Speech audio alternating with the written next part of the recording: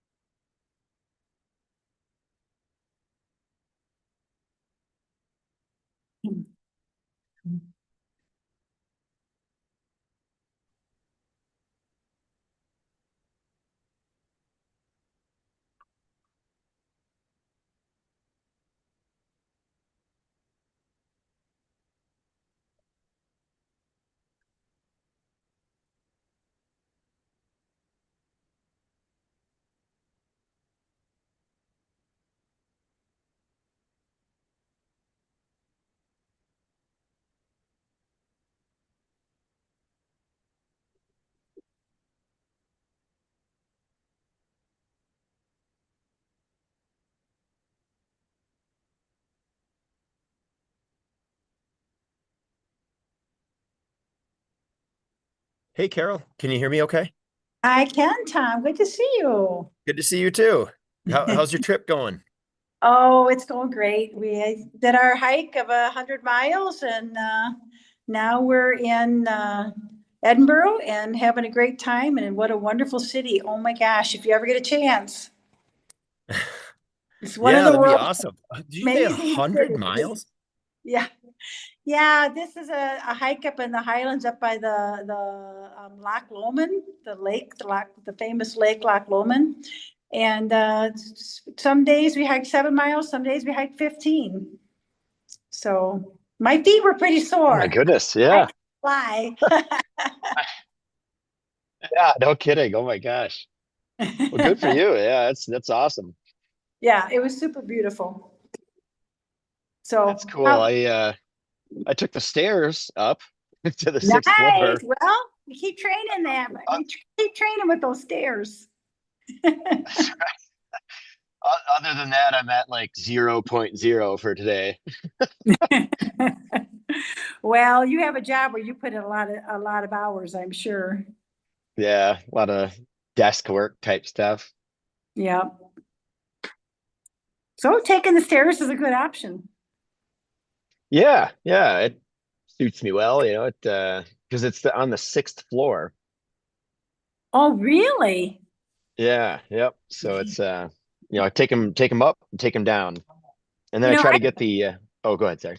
I should know this, but what city is your office located in? Right in downtown Madison. Oh, okay. All right. I thought it was in Madison. Well, Yep. that's one of the great cities of the world too, right there. Yeah, there's always something fun going on, Yeah, you know. absolutely. Okay. Good afternoon, everybody. Can you hear us okay? Oh, yeah. Hey, you Yeah. guys. Hi, Hi, I can hear. everybody. Good afternoon. Welcome. It's 5 o'clock, so I will go ahead and call today's special board meeting and work session to order. And I have a bunch of documents pulled up, but not our formal agenda, so I'm going to do that quickly.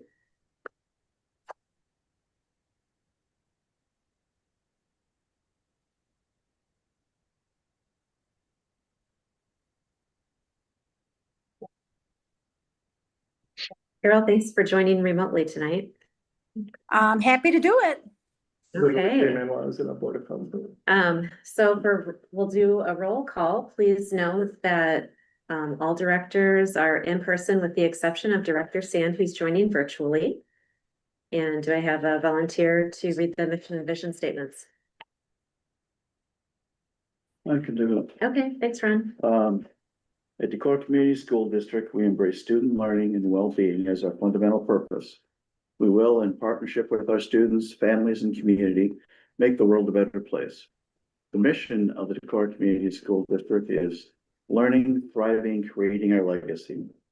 The vision of the Decorah Community School District is Decorah Community School District will be a collaborative, innovative, learning center organization, empowering students to embrace their personal strengths and create their future. Okay, thank you. Next, I'll ask for approval of our agenda. So moved. Okay, we heard a motion by Aaron Second. and a second from Brad. Any further questions or discussion? All in favor, please say aye. Aye. Opposed, same sign. Motion carries. Mine say page 1 of 1. And it's a different Okay. years and amounts of the. Gotcha. This is 4 different loan scenarios Oh, two. Okay. One, yeah. This is 4 different loan scenarios that were requested, Yep. that of course came in while I was at the Board of Health meeting. So, and Darlene couldn't print them out, so I printed them out. I haven't even looked at them. But Travis Squires prepared those, knowing after I shared the document that was the Apple and Save 5-year future, where we had kind of did our best to sketch out what we view as our expenses for the next 5 years. Okay, so we'll jump right into new business for tonight's meeting. And first, we will review the value engineering log. And joining us tonight is Tom, who's calling in from Myron Construction. Hi, Tom. Thanks for joining us. Hello. Yep. Thanks for having me. And Tom has been with us before. This is our second time as a whole board looking at the value engineering log. And Tim, do you have anything that you want to share before we Yeah, head over to yes, Tom? yes, please. So, the value engineering log, so we're here tonight because the project, the $38 million elementary project is over budget, and we need to account for about $6.5 million through taking it off the project, having it be a bid alternate, and decide when we open bids in December, when we actually have actual numbers. And by keeping it in and just agreeing to commit more funds to the project. Probably a caveat before I forget to say, there is a question like, why don't you just make everything a bid alternate, and then we can just pick and choose what we want? And that's not realistic. Just nobody's going to want to bid on a project if there's 100 bid alternates. So we did try to keep that in mind as small bid alternates. So the Friday group that meets bi-monthly, Cindy's on that, and it's rotated between Aaron and Carol. So they've seen this. This is kind of maybe the first time that Brad and Ron would have seen it, and I apologize for not getting it out earlier. This is when it was done. What I did try to do, you can see there's a number on the left side. I tried to sort how we recommended our group, and so this is a recommendation from myself, the 2 board members, and Nick's had input on this, as well as his team and Tom's team. And so the first part, the green part, where it says accepted, that would mean that we accept this as a reduction. So if you get your brain around, as soon as we accept it, then it comes off the project, and it's not going to be done as part of the Myron emergent project. That doesn't, for some of the items, that doesn't mean that it never gets done. It just doesn't get done with the project and would have to be added at a later time. Obviously, I could pick out an example of number 53, standard chain link fence in lieu of black vinyl coated fence. I think that's probably not something we're going to do later. Once we pick the type of fence, we're not going to replace it later, but you might be able to add in number 66, future procurement of bleachers. This recommendation is that we don't put any bleachers in the project, not even the ones that would have been part of the smaller gym, and we add that at a later time. So the green, if you can bear with me, means accepted, means it's not in. Blue are bid alternates. It gets a little confusing with 27 through 29, where it's casework, and there's orange, blue, and green. And Tom, I'll let you explain that just a little bit when I stop talking, because that's hard for me to remember exactly what the blue, the orange, and the green are. But these are things that we're saying we won't cost them to the project. We'll have them be bid alternates at this point in time. We'll open the bids on December 11th, knocking on wood on that, and then we would see, oh, the bids are under project or under. Came in under the 38 million, we could add some stuff. Now, then we go to the red. Red is all stuff ideas that we rejected. And by rejected, that means we're leaving it in the project. And so then that leaves the white as the items that our group didn't have a recommendation on, and we need to have a discussion with the full board on.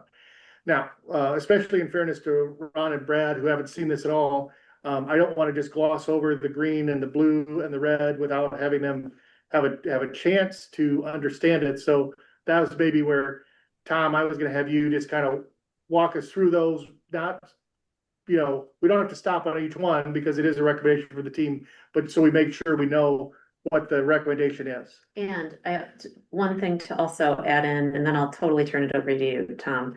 These are all preliminary numbers, right? Nothing's finalized yet, but we want our preliminary budget to be in scope so final design can take place and we can move forward to that bid date. So if you have strong opinions on something that is of a color, we can certainly talk about that as a board. And if we need to move things around, if the board decides to do so, we can dig into that as well. But our focus tonight will, we know that we need to talk about the uncolored rows. Yep. Okay, Tom. Thanks Okay, again for yeah, joining us. I'll let you take it away. And hi, Nick. I absolutely. see Nick Hildebrand from Emergent who has just joined as well. Hi, Nick. Hello. Hey, Tom. All right. Okay. So yeah, no, perfect introduction on that. So yeah, so I'm not driving, but I will narrate. So the stuff in the green, again, we didn't do it necessarily in like a vacuum chamber. We had, it's part of the kind of the core team where we're spitballing as many ideas as we can possibly think of. Actually, let me back up just a second. I just want everybody to know too that this is pretty standard procedure as far as you progress the design, you do a budget, you adjust, you progress the design, you do a budget, you adjust. And then in that process, you kind of shake out the prioritization. So then we can all talk as a group that what's all of the things that you're seeing that got eliminated are very, very nice to have. And then it's just this group's decision, do we what's a higher priority, like the stone in the commons or having a second bathroom in each classroom? And so we just got to kind of prioritize those things, if you will, to right size the budget. And then the goal, I guess one thing, Tim, that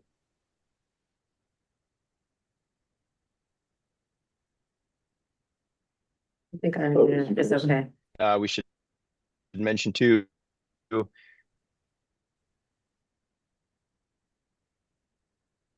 Carol and Nick, is he cutting out for you as well? Yes, he is cutting out for me. Is Tom?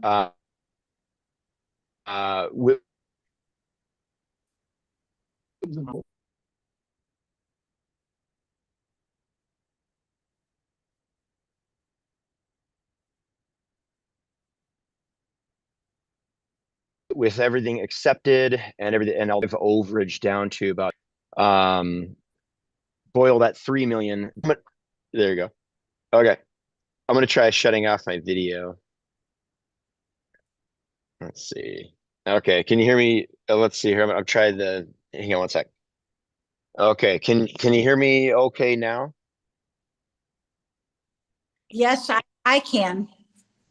But I didn't hear any of your discussion of the money. If you could go back over that, that'd be great. Oh, sure. Okay. No worries. Okay. All right, I'll hang up this phone. Okay. All right. So like I was saying, all the decisions that you see there in green, basically we had a couple of board members, Tim, Emergent, Myron, all putting, proposing ideas, to cut costs. And I just wanted to say that, it's very standard procedure to progress the design, do a budget, make adjustments, progress the design further, do a budget, make adjustments. And then in that process, the order of prioritization has a way of shaking itself out. So everything on this list would certainly be nice to have. And then it's just up to this group to decide what our greatest priorities are. So is it the limestone in the commons, or is it having a second bathroom in each classroom? And then kind of the order of prioritization sort of shakes itself out as we right size budget and scope of the project, to the dollars on hand. So if you see in green that's accepted, that was an idea to save costs that we're proposing to accept. And most of these accepted ones, the reason why they're already accepted is, again, we're not doing this in an echo, we're not doing this in a vacuum. But we thought that those are sort of the kind of easier decisions to make. Stuff like, we called the city and had a discussion with them about building permit costs, and we were able to eliminate those. There's another one in here about reducing the thickness of some of the framing for the interior walls, things of that sort, just kind of easier ones to pick up. But again, as Cindy and Carol, I think both mentioned, feel free to, this isn't set in stone. This is just kind of what we're sort of proposing. So at the start, the first one, number 4, is simplify the main entrance canopy. So there's 3 different canopies in the front entrance. And what if we reduce that to just 1 canopy? Still nice, but significant savings. And again, a lot of these ideas that were already accepted, we're trying to focus on not taking away from curriculum. We're trying to start with more of the aesthetical niceties. So let's see here. Then the next one is the limestone veneer into the commons. It's a $385,000 savings. We're replacing that with paint. And then there's another idea to do a bid alternate to put like a nice tile on there to kind of get the same look. And we're thinking that'll be around 90 grand or 100 grand right in there. But that could be a bid alternate. Number 7, and just raise your hand if you want me to stop or, press pause, but resilient flooring instead of the terrazzo. So there's terrazzo shown in the commons right now. We're proposing that we do like a rubberized vinyl flooring, like a Nora flooring, like you might see in, they do it all the time in hospitals and in other schools and things like that. So it's a very nice product. So we're proposing switching to that. Number 16 is just kind of Question about that one.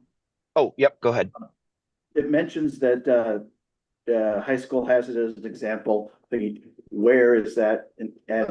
Where is that in the high school? The high school has terrazzo. Yeah. So all the notes. So he's saying we swap it to a Nora rubberized flooring.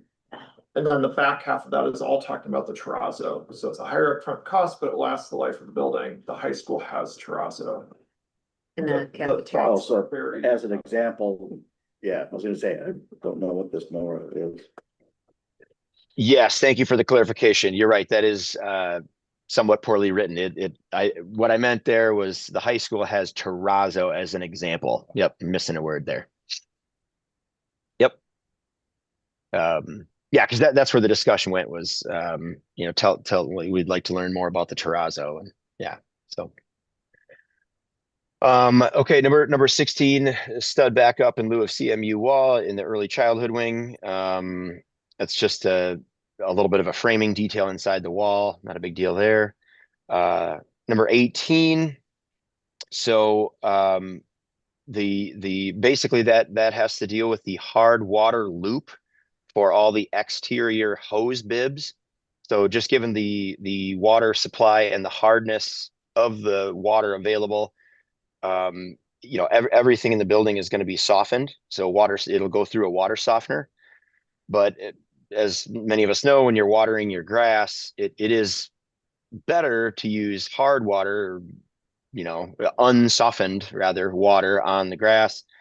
And so, originally the DD drawings had a hard water loop that, like before you get to the water softener, we're going to loop it around the building to supply all of the hose bibs.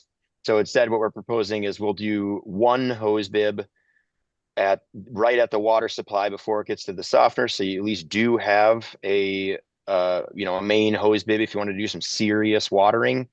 But then the other hose bibs that are used for just like, cleaning playgrounds or whatever, those would be just pulling off the softened water. And so it's a pretty significant savings for that one. Number 20 is eliminate the ceiling clouds. So this is, and it's a partial elimination for the, oh, sorry. Yep. Aaron has a question. Maybe less of a question.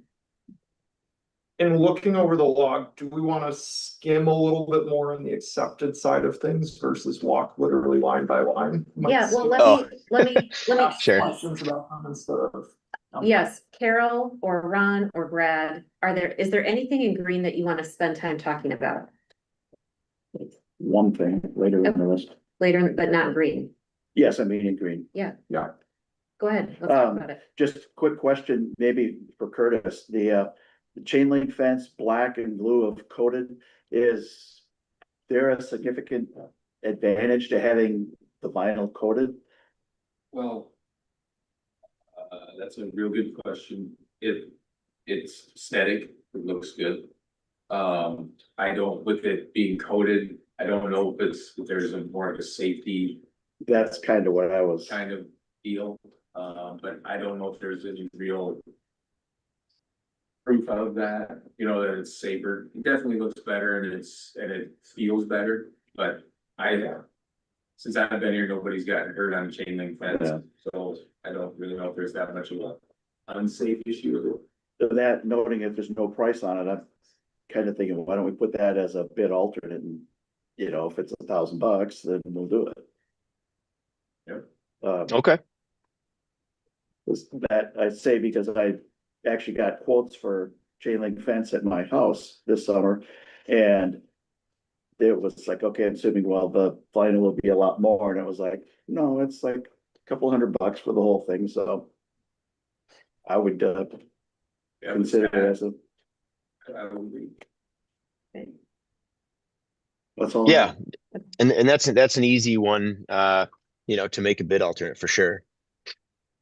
And I'm only in view alternate, and our IT person is on hospital or ambulance calls, so we're just gonna have to make good notes. I'm not gonna be able to change things in real time tonight. I'll do it on my other screen over here right now. There we go. Bid alternate. Okay. Yep. I got it.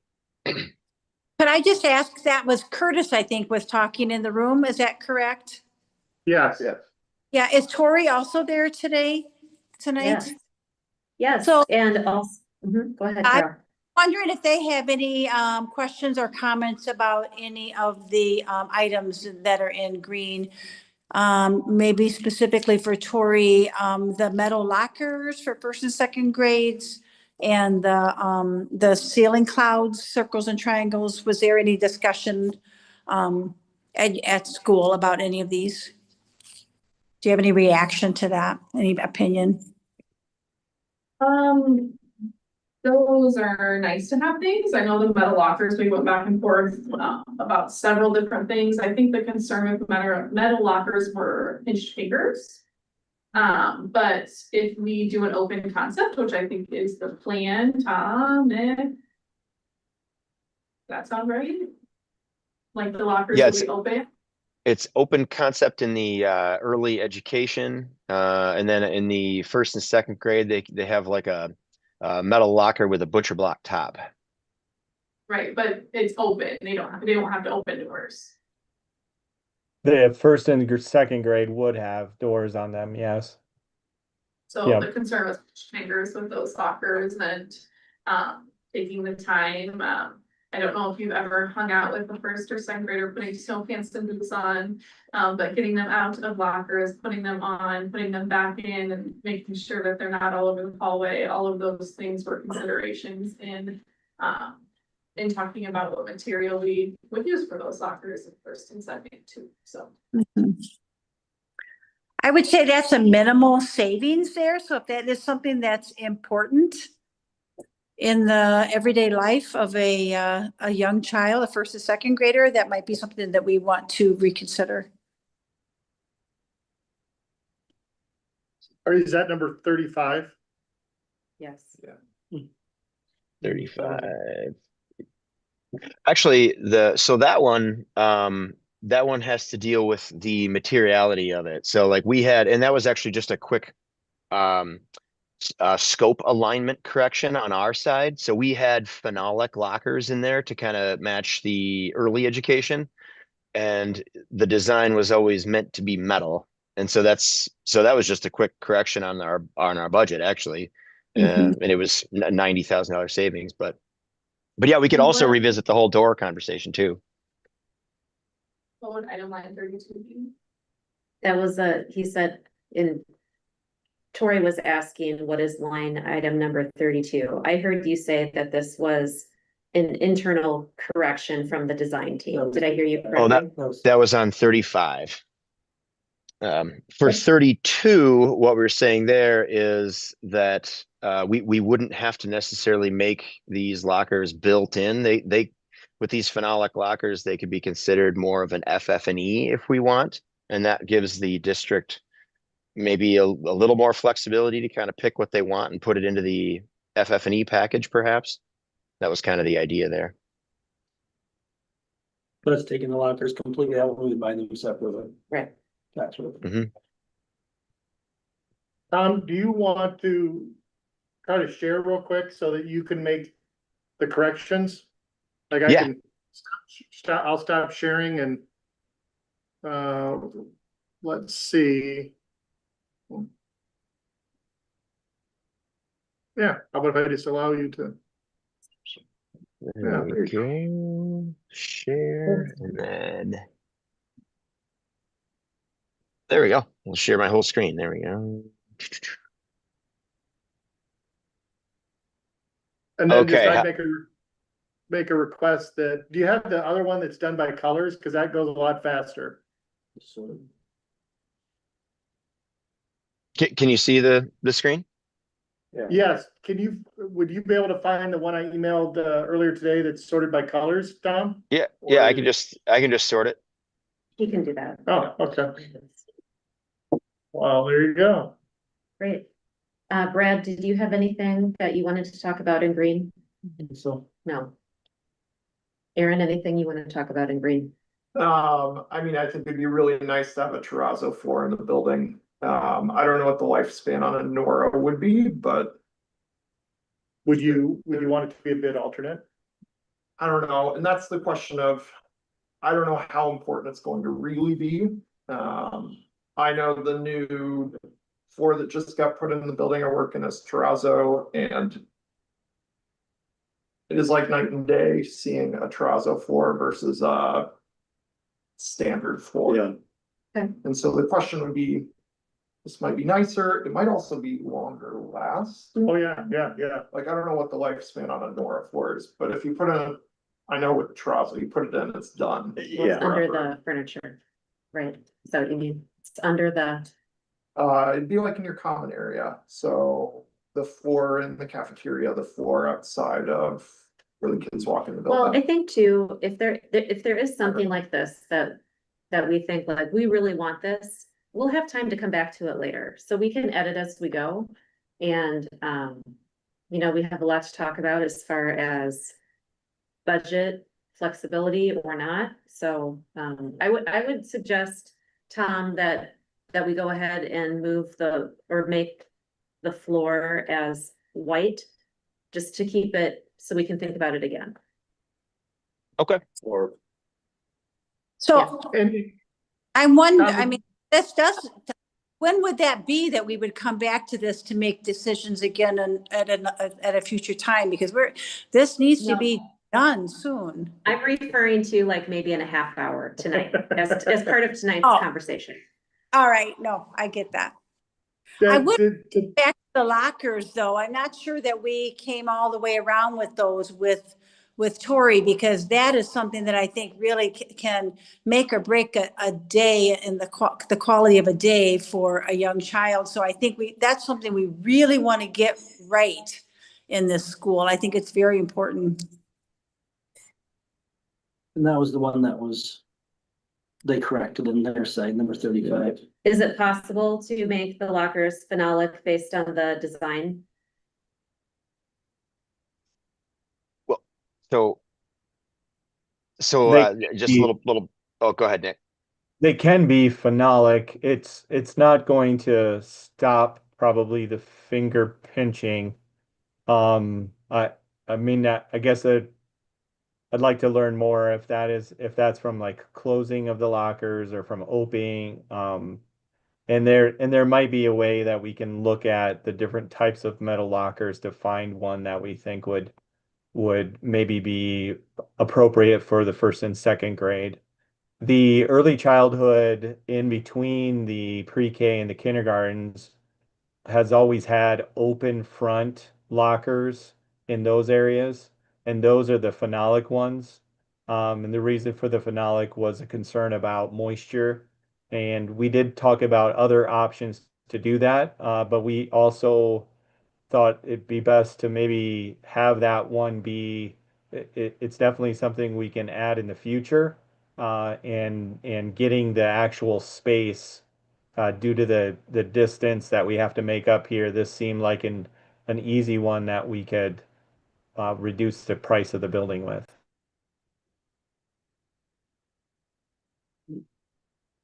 Yeah, so in our early wing, the lockers are in smaller rooms in between classrooms.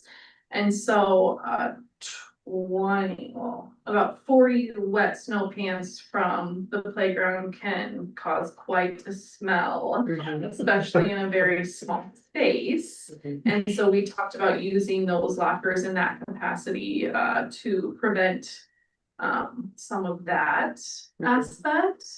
And then in the first, second grade wing, they're in the hallway rather than a small room. And so there are more places for those smells to go other than staying in one spot.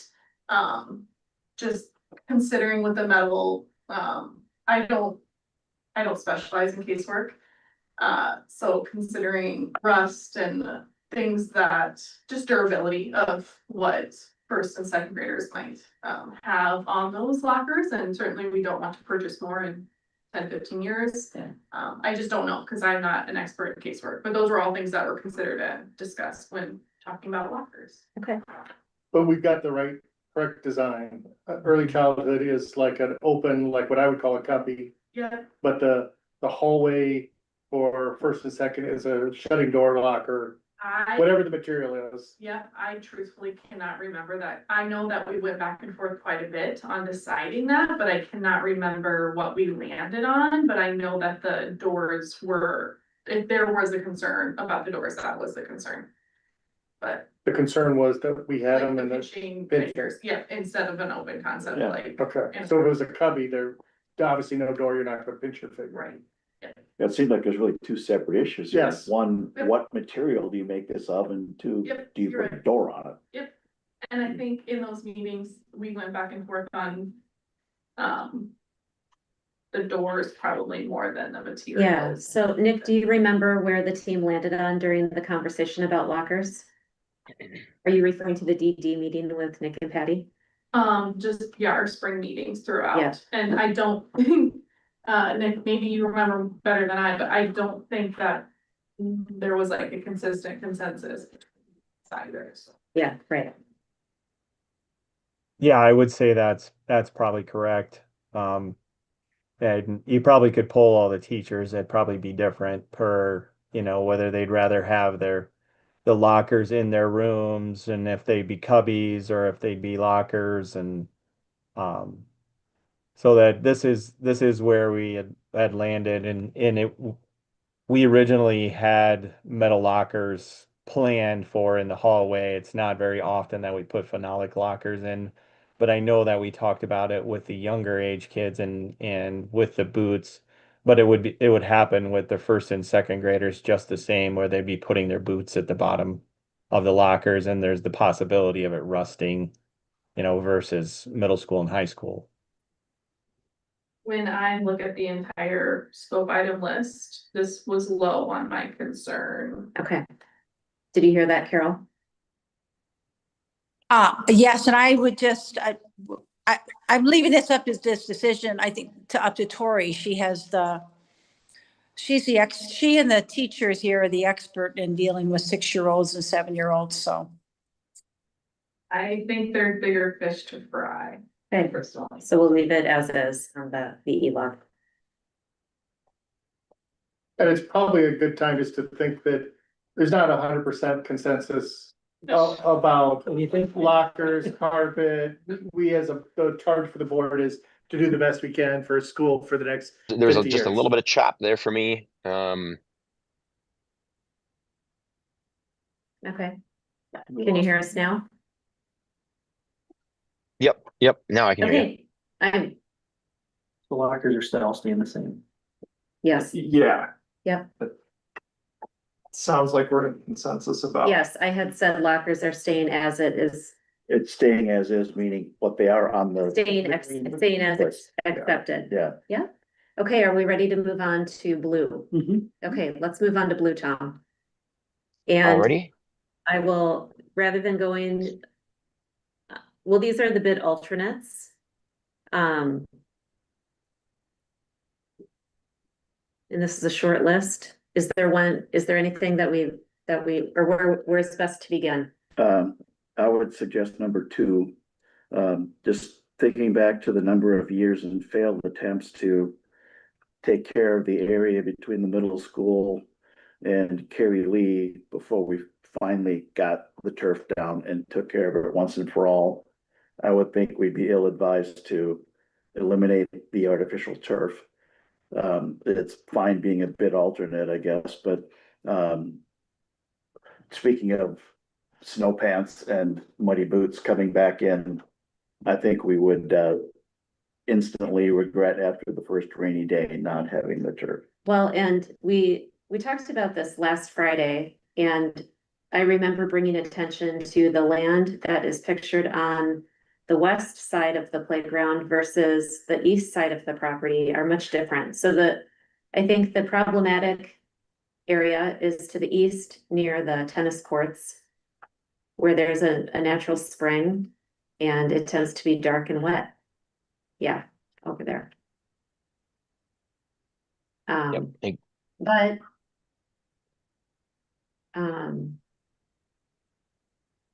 One of the things discussed about the artificial turf was the fact it would be something we could come back to pretty easily at a later date, but to your point, yes, the first rainy day, that'll be the day we find out.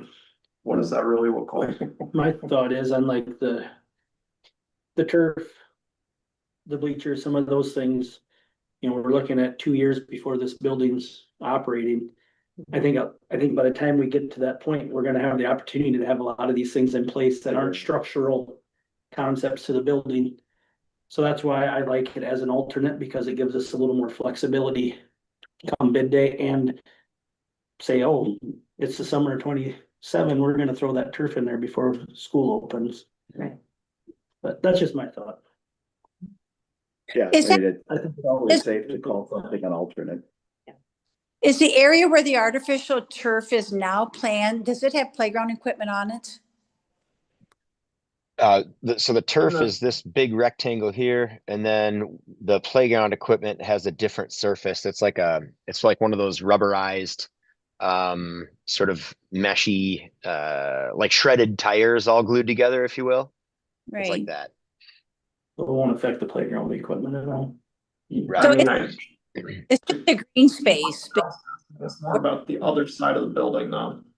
right. So that's the west side. Yeah. Tom, can you show us the east side? Yep. And so the only artificial for the east side is this area right here, and then there's kind of these little sort of grade hill break, kind of separates the real grass from the play areas right here. So this little guy. So between this little piece, and the big one over there, we're looking at potential bid alternate of 350. Mhm. I agree with Brad's logic that for the sake of getting to bid day, that this is something that if we know that we wanted and have the financial ability to do so, we could add it in later. So I'm okay with it being a bid alternate. I think the same as well. It's certainly fine as an alternate. It's just something that would be a very high priority Yeah, alternate in my Something book. we know we want. I think Yeah. the biggest thing is look at stuff we decide tonight isn't stuff that we're saying no to forever. We're just saying, Yeah. Right. we might do that later. Yeah, some things that you're not doing We're not after the putting the window fact, in later. that's an easy one. Mhm. That is one that I have heard from so many teachers as a high priority for them. Yeah.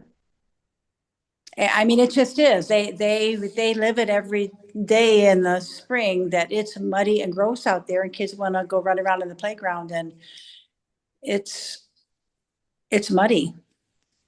I think it might be a high priority for a principal too.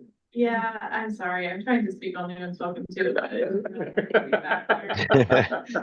want to keep in consideration that we will be going without a playground at all for a year and a half for our students. And so if we get to a playground and it's not able to be used, that will feel really frustrating, that we will have a brand new beautiful playground and we can't play football and all of those great things that, I mean, we have like Luther football players coming over to play with our students football and, you know, we do use that spot. And so I understand your logic completely and waiting. I just know personally, if I kick something down the road, I'm gonna forget about it. And I hope this isn't one of those things that we forget about just because it is a priority and we had muddy shoes today. And and especially keeping the buildings clean, if that's a concern too, that's a large building to keep clean.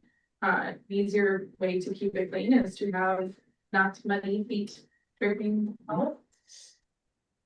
And when I drove by today, they were on the tennis courts, but they don't go on the tennis courts to play football. They just go on the tennis courts to do other dry activities or not. And I think about also the other side, the other playground that won't be next to the tennis courts. Sure. That would be tracked too. Mhm. All considerations. Mhm. Alright, I'm curious about what 5.1 looks like because it has no number affixed to it. Mhm. oh, yep, so, this one, for that, I have to look at, Does that refer back alright, so down to? yep, 285, and then There's just a couple of them that are. 385, yeah, so it'd be like 100,000 to add it back in. So you gotta be careful about how we do the numbers, so like, because we accepted eliminating limestone veneer, we're saving 385. But if we put this as a bid alternate, we would be adding back in 100 essentially, so I just I didn't want it to affect the bottom line below. No, that makes sense. Here, I'll put it in the text over here so we can at least see it. I think it's helpful to have the number even if we're not Yeah. doing anything Agreed. with it, but. The tough thing is when you put that number in, Tom, then it impacts the bottom line. That's always put them on the right hand side then. Okay. Yep. It's kind of getting a little choppy on me here. I apologize. 100K of tile, and then I'll say it's related to the 385K savings from stone. There we go. That way I can delete this out and it won't mess with our numbers. Great. And the number 6 seems to be nearly identical. Top of the red. Yeah, so 6 and 5.1 are essentially the same thing, Just so. different areas of building. Yeah, Or some. Yeah, it's a 285 cost. From the limestone down to this is a savings of 100,000. So it's changing from a limestone veneer, or we could change to a tile, or we could go to paint. So to go to paint is 385, to go from limestone to tile is 100,000. So this is tied to that one up there in the green. Yeah, Yeah, Yep. it's the exact same language. Mhm. Okay, any other items in blue that we want to talk about together as a group? I mean, I'll defer a question to Tori, with 27, 28, 29, the caseworks. The colors refer to segments of the building and removing or a bit alternating some of those caseworks. I'm in favor of keeping them in the project and the scope itself so that, to your point earlier, we don't build the building and then forget about them 5, 10 years down the road. We're like, we don't even remember those were a thing. And they would have been very useful because of all the shelving that you need in kindergarten, first, second grade room. Yep. Perhaps it's a good opportunity to kind of show what we mean when we talk about the colors. We did it that way just because we have casework arrangement 1, arrangement 2, arrangement 3 kind of designated by these colors. And I didn't want to get too vast in the description of each one. So I just figured, okay, let's just use this as a visual aid. And then we'll reference it on the log with, the green one. And then if you go over to the pages, then you can see it's the items in green.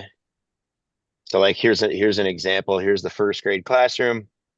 So essentially it's the bookcases with the pads on top that are by the windows. That's the green one. Then the orange is this shelving. And then like over by the art room, there's some shelving slash casework over on this side. So what happens if we eliminate, this stuff? So I'd also like to point out, like in the art room, you can see here, and then the special ed room, for example, here and here, and then in a standard classroom over here and over here, is there are a significant amount of uppers and lowers, with that casework, cabinetry, and countertops in there. So there is certainly still plenty of storage. So I just don't want that alternate to look like, oh, we're just handing you an empty box. There's still plenty of storage in the room. It's just, we're talking about prioritization of these shelves. Well, let me ask a clarifying question because I was very confused. I think I'm starting to understand. So when we're talking about the different colors, we're talking about different areas of the building, not different cabinet options. Like I thought that the orange was one level of cabinet and maybe the blue was nicer and the green was best or something like that, but that's not the case, right? Right. Yep. So shown in orange on sketch. There we go. Whoops. They're just strictly related to where they are in the blueprints. So it might be easier if it was casework for first grade, casework for second grade. Right, that might simplify it, but Is the casework the same for all of the areas?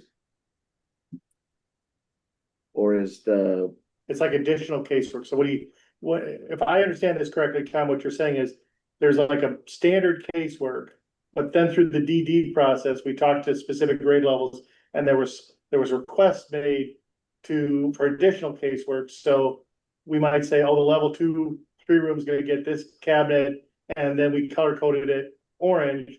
So we call that the orange casework. Right. Yep.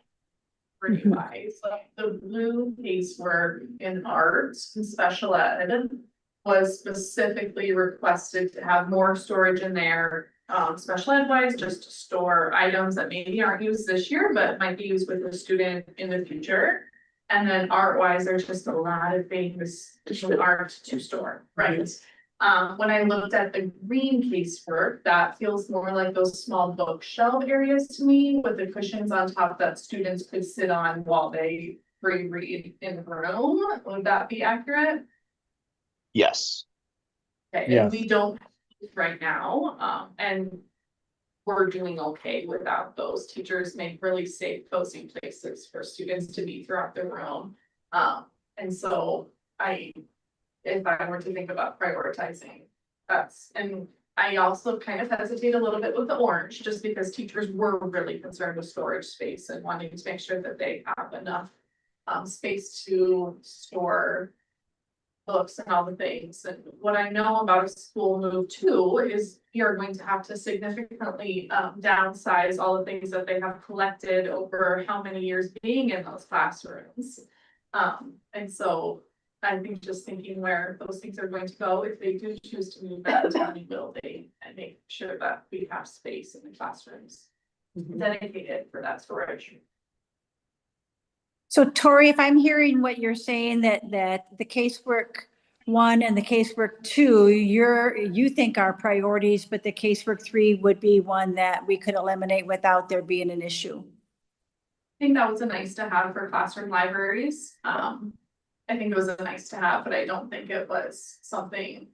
If I remember right, in those meetings, it was like, oh, yeah, I guess that might be helpful. So it wasn't as opposed to the storage, which was like, we need storage to put our things. And so now we don't have Tom on the meeting right now. Oh, awesome. So, I noticed that because he's not sharing anymore. His connection must have got so poor that he lost us. Yeah, he wasn't doing video because it was a bad connection, so He said he'll be back. looks like he's back now. There we go. I'm back. Sorry about that. I don't know what happened there. All right. Did I miss anything on casework? So what I'm hearing from Tori is maybe we should consider number 1 and number 2. We do them and then bid alternate number 3. Yeah, yep, That's that's what I heard too. So line 27 and 28. Go green. No, I think we're gonna reject them. We're gonna go red. Reject, yeah. So Right. Lines 27 and 28. Okay. Yeah. Okay, Believe me. great. Green means stop and red means go. Yeah. Okay. Okay. Got it. All right. Any other bid alternates to discuss? I'd like to discuss number 8, the windows in the gym. right. I do think that those are really important for lighting in the gym, and also for increasing the lighting in the commons as it comes through the gym. And I think that is something that could save us energy. And also, it's just so much more pleasant to have windows. Lori, do you have any thoughts or opinions to share about windows in the gym? Did she say something about comments and having that be connected? I think we're crossing some thought streams there, but to the statement just made, I mean, I work in one of those spaces that has windows, and the old pool at Luther did not. The old pool at Luther felt like a dungeon. There was no natural light. You could not tell if it was day, night, rain, snow, sleet, sun, or anywhere in between. Having windows is really nice. It could be considered a luxury though. And so, I mean, maybe, I think that's the reason why it is where it is at the moment. I see us using the gym during the day for inside recess, assemblies, special celebrations, things like that. And so I would maybe the gym. Yeah, I think looking at the current facility, one of the things that we are desperately trying to get away from is a classroom with no windows. So let's not do that again. And it would be classroom, right? Yeah, but it's a space occupied by students. And I feel like we put it as bid alternate because we wanted to see what it would come in. As a dollar. Yeah, high priority for the board, because it is, of all the things that are bid alternate, it would really be one of the more difficult ones, in my limited knowledge opinion, to add later. I would say it's impossible. Yeah, I mean, right. like, how we do the turf, you could probably do the outbuilding. It is real. Yeah. be a lot of work. And so then that becomes a decision that when we get the bids in December 11th, the board then has to commit at that point in time. But that's why it's there, because, well, I know we just talked about it being something that we want to see what it would cost, but that doesn't mean if the board use it as essential, then you just change it to red and reject the suggestion. In the plans, did we, before we decided to put it on here for possibly eliminating them, are they on the south side and the north side, or are they just on the south side of the gym right now in the plan? I think They're there's, oh, go ahead, Nick. Sorry. They're actually on all four sides. And that's actually we have had a lighting study done, and having windows, it's such a big space. It's, 120 by 120. So that if you spread the windows around, and it spreads the natural light around better. There's a whole theory behind north and south and east and west facing windows, but that's the reason. Well, and then we're also doing like a frosted etch of sorts. So it's not just, you wouldn't get like a direct sunbeam glaring at you while you're on the free throw line, if that makes sense. So, I mean, I think that only matters on the west side of the building probably, but Yep. So does the board want to reject the windows or to keep it as an alternate? I prefer to reject it, but that's my voice. I would support that just because it's like, don't do something silly like not putting windows in again. We want, okay, so let's reject it. There's the headline. We must learn from our mistakes. Especially the comma again, yeah.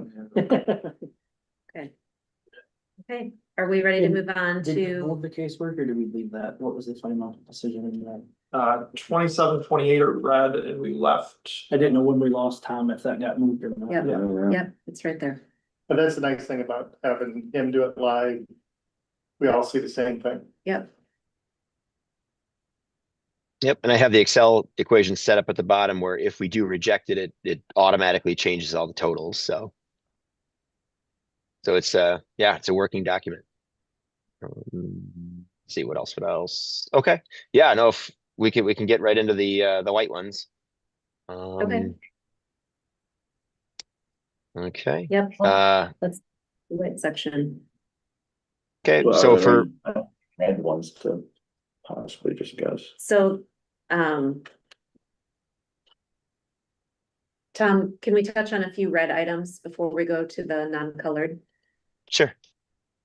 Okay, So it means I don't, not being involved in the meetings earlier, but I look at number 6 and the way that impacts with, was it number 5 before?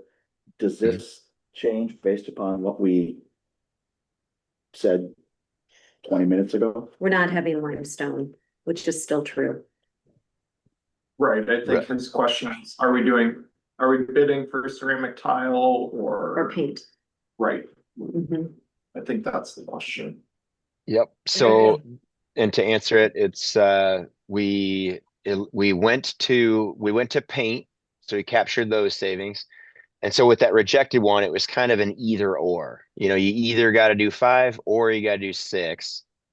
And so we went with 5. So now we're at paint, but then we kind of twisted it a little bit where what if we add the tile back in after we see the price is basically what we're saying. Otherwise I could just delete 5.1 and then this becomes the bid alternate. Yeah.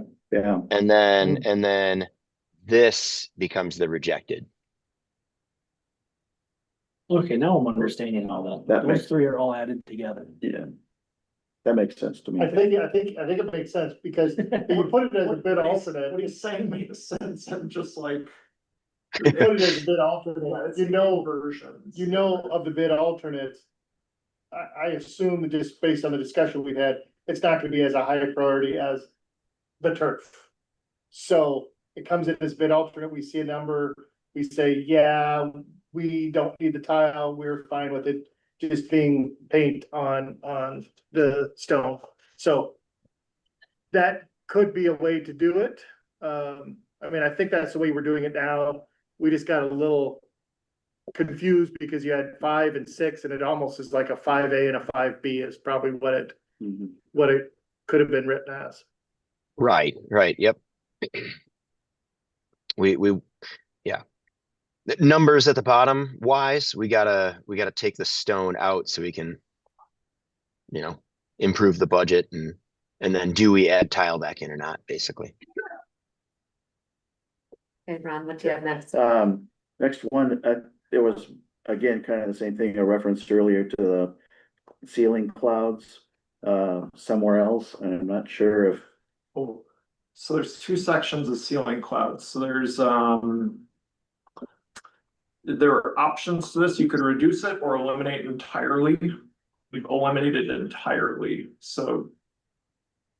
So what did we Correct. Save more money, yeah, it was The maximum amount of money. yeah, I believe that's what it's, now it's worded as just. Smaller saving, or smaller savings for a larger one. Well, I read this, I read number 20. I thought Aaron was right, but I read it as, all we've said is we're gonna eliminate it in the classrooms, but the clouds would remain in the commons. Yep. So are you telling me we could save another 110,000 if we took the clouds out of the commons? So it's sort of two options. Scenario 20, you could say, is we take all the clouds out of all the classrooms, but they still get to be in the commons, so you have that wow factor when you walk in kind of thing. And the other option we would leave 2 or 3 in each classroom, so each classroom would have a few cloud elements. So these 2 to 3 cloud elements per classroom is like 40,000. Nick, can you explain what the cloud elements, what that means and what that would look like? Maybe if I could pull a 3D rendering here. Yeah, it was a Nick There should be some rendered images that were shared that show the inside of the classrooms, that in the corner nooks, which were meant to be kind of the reading areas, there were played up to be a treehouse type of element. And so there was a fixture or an element that hung down from the ceiling that was green in color, that kind of looked like the canopy of the tree. And there were several pieces of it. And so this is eliminating, well, one of them is eliminating most of them, except for 3 of them. And then the other one is eliminating all of them. So you can see there's that triangular element in the corner. The other ones, so they're like a felt material, and 3 of those or 4 of those you can see have little lights in them.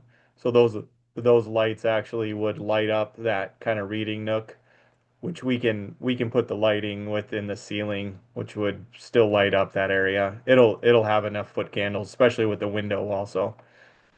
But then there also is clouds in the commons that is meant to look like clouds actually, and it is an element that is a product, and it's a similar product. It's like a felt, like a 1/2 inch thick felt material that's like a fiberboard, and it's, since the ceiling in the commons is painted blue, it's made to kind of accentuate that it is to look like the sky. Do those clouds, besides the aesthetic, are they noise dampening or serve another purpose? They are noise dampening because that material has a noise reduction coefficient. You know, how you measure that is, the reverberation time will be, barely less in there. So there's not enough of them in there for it to make a huge difference on the sound. My thought is we brought back in some casework, we brought back in gym windows, I would say we move 21 to the accepted side and save that 110,000 to offset some of the stuff we've already brought back in. I agree. Yeah, my only note would be, I think 20 and 21 are in slightly different, Yeah, They overlap, maybe? there is an overlap between those. We have eliminated in classrooms already. We So what we're eliminated doing in is we're saying we also want to eliminate in the commons. Yes. Yes. We want to get double the savings, but we, we only We'll took, take what we I mean, can get. in fairness to budget, we should. Right, I don't Only- think those are additives. I think Yeah. One is part of the other. I don't want to spend money for clouds in any room of the building. Okay. Just a quote between. Every time you say it, I look over there, I'm writing it down, Ron. Just look at it. So for that, that'd almost be another line item, actually. If we could eliminate the clouds in the commons, that would be another savings beyond this 150. Yeah, it would be 20.1 or 20B or something to that effect. Or can we just change 20 so it says eliminate all the oh, clouds? it's 20, it's Yeah. got its own. Oh, yeah, line, there it's you go. 21. Right, 21 is referencing reducing them in Okay. places. And I think we're saying we want to just cover them all. Right, Yes, yep. sir. So Clouds. 21 is no clouds in the classrooms. Or see, that's 20. And then 21 is Says leave two. clouds light, you know? Yeah, I'm Yeah. wondering in the DD process, what the reaction from teachers was to the clouds. And if Tori has anything just like she'd like to say on this. I feel it necessary to spare mixed feelings. We're breaking There's this your apart goal. right now. You don't have to spare my feelings. It's okay. I just think it was another nice to have, like, very cool feature, but right now, with it raining inside the building, we're really focused on. You have a flower. functionality of the building rather than a little too on the nose to put a cloud in the classroom. I think Chris Richard might. Yeah. You could read a Noted. story about Eeyore or something. Oh my. Okay. Okay, Ron, what Okay, were the other? the last one is 31 and 33, getting back to the, the phenolic and whatever. Part of me thinks 33 just goat hooks in early childhood, then we have no doors and we have no decision between metal and phenolic. And that's where it'd be like, okay, so you tell us is a coat hook all that's needed? Wonderful. Okay. I think about all the germs we already share, amongst 4 and 5-year-olds and I mean, I could get into detail about all the germs that could go from clothing item to clothing item. But cubbies would really help small humans understand boundaries and space, and this is where I put my things and. Okay. I do think that would be hugely beneficial, especially not having those currently, and. Yeah. That's all I know. Okay. Anything else from the red section that we want to talk about together? Tennis courts are expensive. Yeah, tennis courts are expensive. That is rejected as that becoming a bit alternate or from a different funding source. I feel Well, like we have to have. we have to have them. It's a different funding source, isn't it? It was worded as, could we fund the tennis court somewhere else? And it got rejected, so it remains part of the And project. it needs, yeah, so our conversation was, it needs to stay with the project because I that agree. was detailed in the bond. I Before it agree. went to vote. No, I agree. I just, Yeah, you see it, it's like. it's a lot. And it, besides serving as a tennis court for the student athletes, it's the hard surface play area, which I think is a nice double use, and then we know our community uses it at night. And tennis and pickleball are very important to this community. And it really was a promise in the $38 million bond too, so it does part of this project. Yep. Okay. Let's move on to What? the white rows or the unshaded rows. All right. So the top one is just about the solar panels, just something we're tracking right now. It's not part of the project. It's something that's, easily added later. We are still going to have the structure, as part of the building that can support the load on the roof. So we're good there. And Tom, we're planning on just working with a company to get that as a PPE project. So does it need to be part of anything other than a knowledge that we're doing it? Yeah, probably not. I think we originally had it on the list as a potential add, like way, way back when. Like, if we got tons of room in the budget, maybe we make solar panels part of the job, but it doesn't seem like that's gonna happen.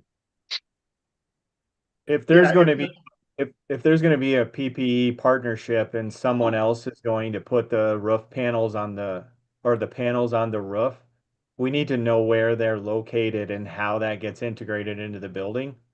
And we would want to design that into the building because it would be significantly easier and cost effective to integrate it now versus trying to put it on after the fact. Okay. And that's something that we really, doing sooner rather than later is important because sustainability was a big priority for the facility committee. And right now, there's nothing in the budget for solar panels. And it's looking that it might be harder and harder to find people to do a PPE with us. So that does seem like something that we need to be moving on and get figured out. And then if we aren't going to be able to have a contract with someone that for the PPE, then it is something that we should be considering purchasing, like Nick said, and getting it done when we build the building, in my opinion. Yeah, Carol, I'll have an update for the board at the next meeting, but I've got one vendor who has investors lined up and would be ready to do it tomorrow. So I feel, and we're talking to local vendors as well. So I feel pretty confident that the PPE for solar will be a go. So that'll be a decision that the board can make sooner than later, and so that we can have people working with Nick. That'd be great. I appreciate that update. Yeah. Is this an item, not necessarily here, but back to Nick's point about planning for it in advance? My question would be, have we already done that? Have we planned out where it could go, what we need to do so that the building would be structurally ready for that, et cetera? Or have we not done that yet? The planning piece that has been done for that was my understanding was the expectation that the low roof over the elementary wing was the wing that would get solar panels. I'd have to talk to structural.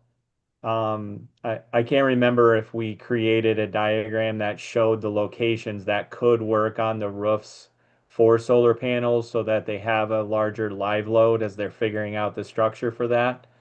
But as we were planning, the area where the kindergarten, the pre-K was the safe room piece. And so that could definitely take the load of the solar panels. And so but that is changing. And so knowing this, and this is where the planning for this comes in, knowing the size and like how big of KW system that we're looking to put in there. And then that allows us to, define the amount of roof that would take.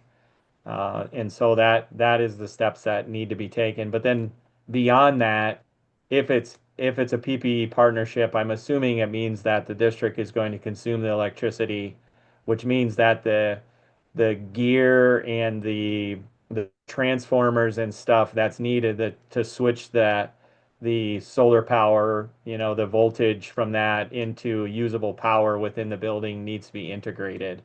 It's not something that's just easily bolted on. It can be integrated, but it's significantly easier if it's planned into the project electrically.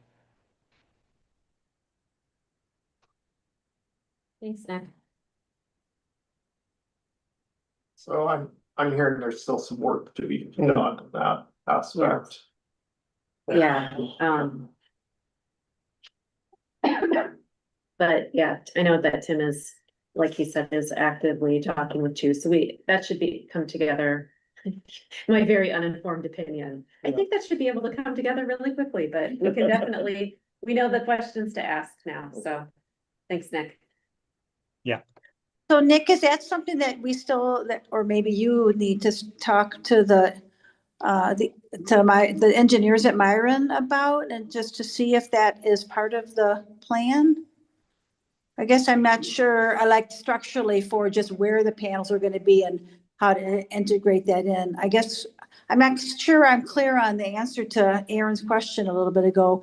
Is that already included, all of that structural work that needs to get done and the electrical work that needs to get done? Is that already included in the specs?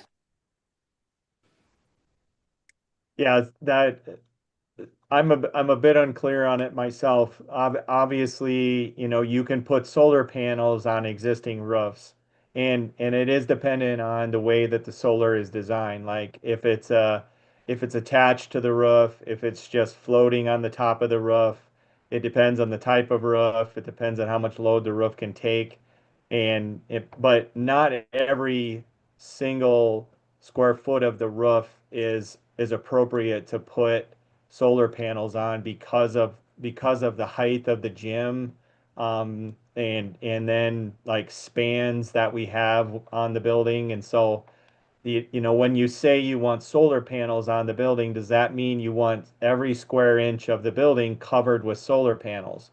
Like, and if we would do that, that is going to probably be too much for the building to handle from an electrical standpoint. So there's specifics on that as far as designing the system and how much you would want to have and the goals for that would have to be integrated.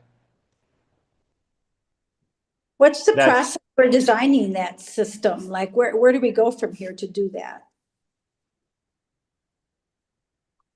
I think that so we did look at solar and when we were looking at the different mechanical systems, there was some discussion about it, and how that would get integrated. We kind of identified at that time areas of the roof. Of course, the design has changed since that that exercise because that was really early on in the schematic process. So we would need to go through again and kind of see where ultimately the best locations for solar panels would be. Then you would go down the path of, okay, so what type of solar panels would you put on there? How much kilowatt can you produce on a typical day? Then you look at how much the building would consume, and that has to do with mechanical systems and so many other different variables if it's in the summer or the winter. And so there's a lot of things to figure out to make that make sense or make it right sized. If the PPE just wants to make power and use your roof and turn around and sell it back to the grid, then it might be more academic where we're just covering every square inch we can of the building with solar panels. Yeah, I don't know how long we want to spend on this. I would just say my conversations are that they need to know what our consumption is for, I just said all our buildings, not just focusing on the new construction. And so they want to know what our consumption is so that they can say, okay, this is what we want to put. They don't want to max out because you want to be a little under what you're going to consume. So they want to see a year's worth of power use. And so Nick, and Tom, for this, since this is gonna be new construction, then we're gonna need to know, and I can follow up tomorrow with an email, just what we estimate the consumption at. And then Carol, to your point, to Nick's point, they're gonna come out, and look and say it doesn't make sense, or it does make sense based on shade and roof and angles like that to even, but, I don't know if our roofs are good candidates or not, but that's what I was told, so. All right. Okay, so then the next two, we might want to kind of circle back to, but some of the sort of larger, more amputation style VEs. There was an idea about eliminating 2 classrooms off the end of the building. And then there was another idea about can we move like the multi-purpose programming into the competition gym and just eliminate that from the building footprint? It does pose a lot of challenges for, like what the school looks like then, in terms of like curriculum. And then not only that, but the design schedule would experience significant delays if we had to do something that drastic. So we that's why we kind of had it as on hold and not, we're not ready to do something that drastic yet, unless somebody really thinks we should explore it. But I mean, I think we should talk about it. I would say I'm fully against, I would reject eliminating the 2 classrooms on this building. I wouldn't consider it as an option. okay, I agree. yeah, Agreed. makes sense. I would agree with that. Alrighty. Cool. All right. So those are the 2 amputation ones. We'll go back to the scalpel type of stuff. Let's see So here. can you change that to rejected then, Tom? Oh, yeah, for sure. Thank you. No, it's rejected. It's rejected. There we go. All right. Okay, the next 2 have to do with playgrounds. So another idea is funding the playground equipment from a different funding source. Right now, we have a budget line kind of at the very bottom of the budget. So it's an owner procured item, but the playground equipment. And here, let me go back to, I'll try to bring that drawing back up. So and then we basically, all the playground equipment shown, we established a budget of 500,000. And so here we go. Oops, that's a site layout. Sorry, I'm over on my other screen here. There we go. So it's not necessarily that we're eliminating it, but if we could find a different funding source for this play apparatus, this play apparatus, this play apparatus, and then bounce over to the east side, and then you got 3 more over here. So so there's quite a bit of playground major equipment there. And so yeah, that was kind of the nature of the idea, is if we could get that from a different funding source, that would save 500,000 from the construction budget. This would be very similar to what we did with the interior furniture then. Except the interior furniture, you mean like tables and chairs and, Well, then we cut like $1 million last time we did this to buy. We did, and we moved it to, It shifts. we shifted to a different place, and that's what we're asking, and that, I think that makes sense. And there is a playground levy in Iowa law that like 5 schools in the state have. yeah, I think that's done Did though. they kill it? Yeah, that's good. So, if we shifted it, it just has to be a priority, and it would just have to be a priority. You can't open a school and not have a playground. No, absolutely.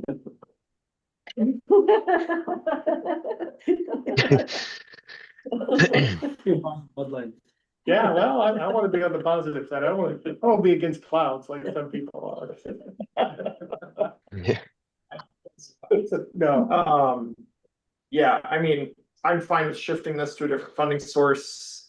I'll just say the obvious though, money's money, so we're paying for it somewhere. Right. It's We not, yeah. we're not zeroing something. We're not It's- zeroing it, but we're So- saving a percentage. Anything that doesn't go through this bond, we save a little bit of money on. Am I right? sure, if yeah, there is the. Both of you are right, money is money, gotta be paid for somewhere, it's probably not quite 500,000 if we do it ourselves, cause we don't have to pay a fee to Nick and. Those percentages, and there's not a contingency held back, cause there's a percentage contingency, so. Just makes,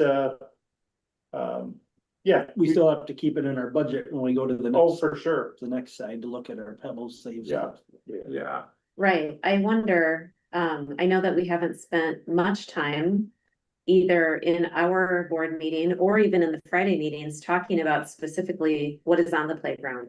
And I just wondered, like, is it designed with way more things than our kids would use, or is it the just right amount that we would want to build it just as is? Or are there cost savings to be had by, I mean, Some the conversations I've heard from teachers are that what they ask for, and I'm speaking solely on the teachers who staff were outside at recess, were saying we need X number of swings, and that's what's shown in the drawing. okay, So I don't think we're Overbuilt. overbuilt. okay, There are some new things. I forget the name of the circle feature on the yeah. right. For middle school. something. Yes, but my son played in one a summer ago, and he's like, that was the best thing ever. And it's like, also, that's not very expensive to build. Maybe, Very popular in middle school, yeah, I would imagine. whatever it's called. Yes, I can't think of that. Are you talking about the cage element there, or are you talking about the Gaga ball? Gaga ball, thanks, Nick. Yeah, that's down below and in the by the basketball right there. That octagonal pit is a Gaga ball pit. The other one with the other circles is where you throw the ball in and then it comes out and it gives you a certain amount of points, I believe. It's a different type of game that looks like a target over to the right.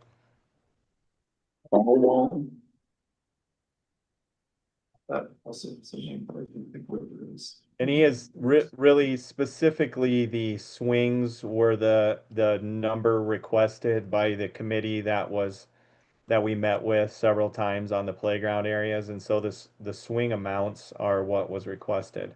The playground Great. areas is more of the like what currently is being done for those age appropriate.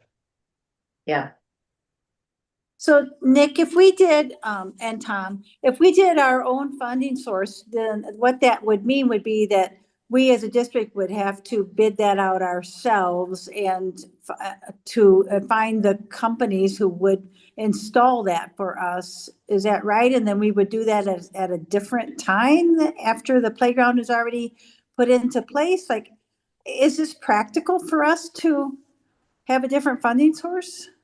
So timing wise, it would be installed at the exact same, basically no different. Alls we're talking about is like, just where the dollars come from. But schedule wise and ordering wise, it would be, the same thing. So it would still get bid out by you at the same time that everything else is bid out, but we would be paying for this with Pepple and Safe funds, is that correct? That's what we're talking about Yeah, here? basically. Yeah, that's kind of what yep. Would we not just bid it out like we're doing the furniture? Right. Yep, exactly. So school- yeah, like Who'd be responsible? The only challenge with that would be is the furniture you just set in the room with playground. There's a flooring underneath of it and then footings and those different types of things. It's not just putting it in the space. So what I would suggest is it's probably a owner provided equipment and then it's installed by the contractor. Um, which is a common thing. So I just think, we do need to have a discussion as a district. Tim sent out a lot of information this week about Pepple and Save. It's pretty easy to get a pretty long list of things to pay for with Pepple and Save. Right. Like furniture. Like furniture and the $3 million gymnasium and the furniture. Yeah. And it's I'd like already a substantial list. I think that we really need to be looking carefully at it. Mhm. I agree. I'd like to hold that thought till we've walked through the Yeah. list fully. Yeah, And then agreed. we have a clear, Yeah, we have numbers. yes. Yeah. yes. Okay, so let's just move on from this one for now with keeping it right where it is. Okay. All right. I guess the next one is kind of more of a sort of an amputation, but it would be eliminate the west side playground entirely. The email or the idea stems from, okay, we have a playground and play space over on this side. Could the whole school use that side? And then this just becomes wide open grass space. And so there's a significant amount of paving in here, all the playgrounds and, well, everything you see here.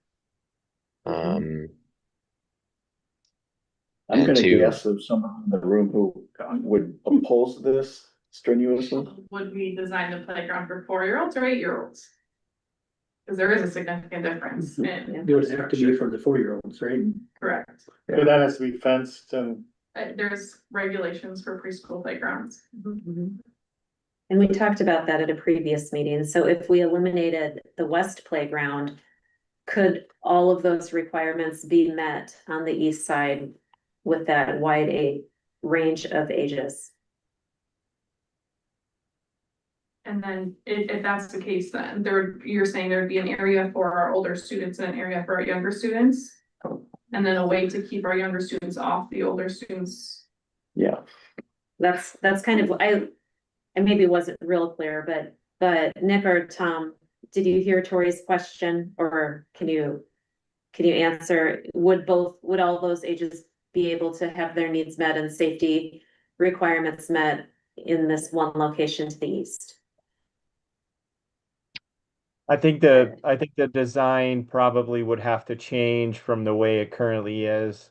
The age requirement stuff, in my understanding, would be that preschool would probably have to have a very defined and specific playground area. The rest of it, many districts, including yourself, I think they share the playground equipment and green space and hard surface, at an elementary, and maybe aren't, separating between kindergarten and first, or first and second.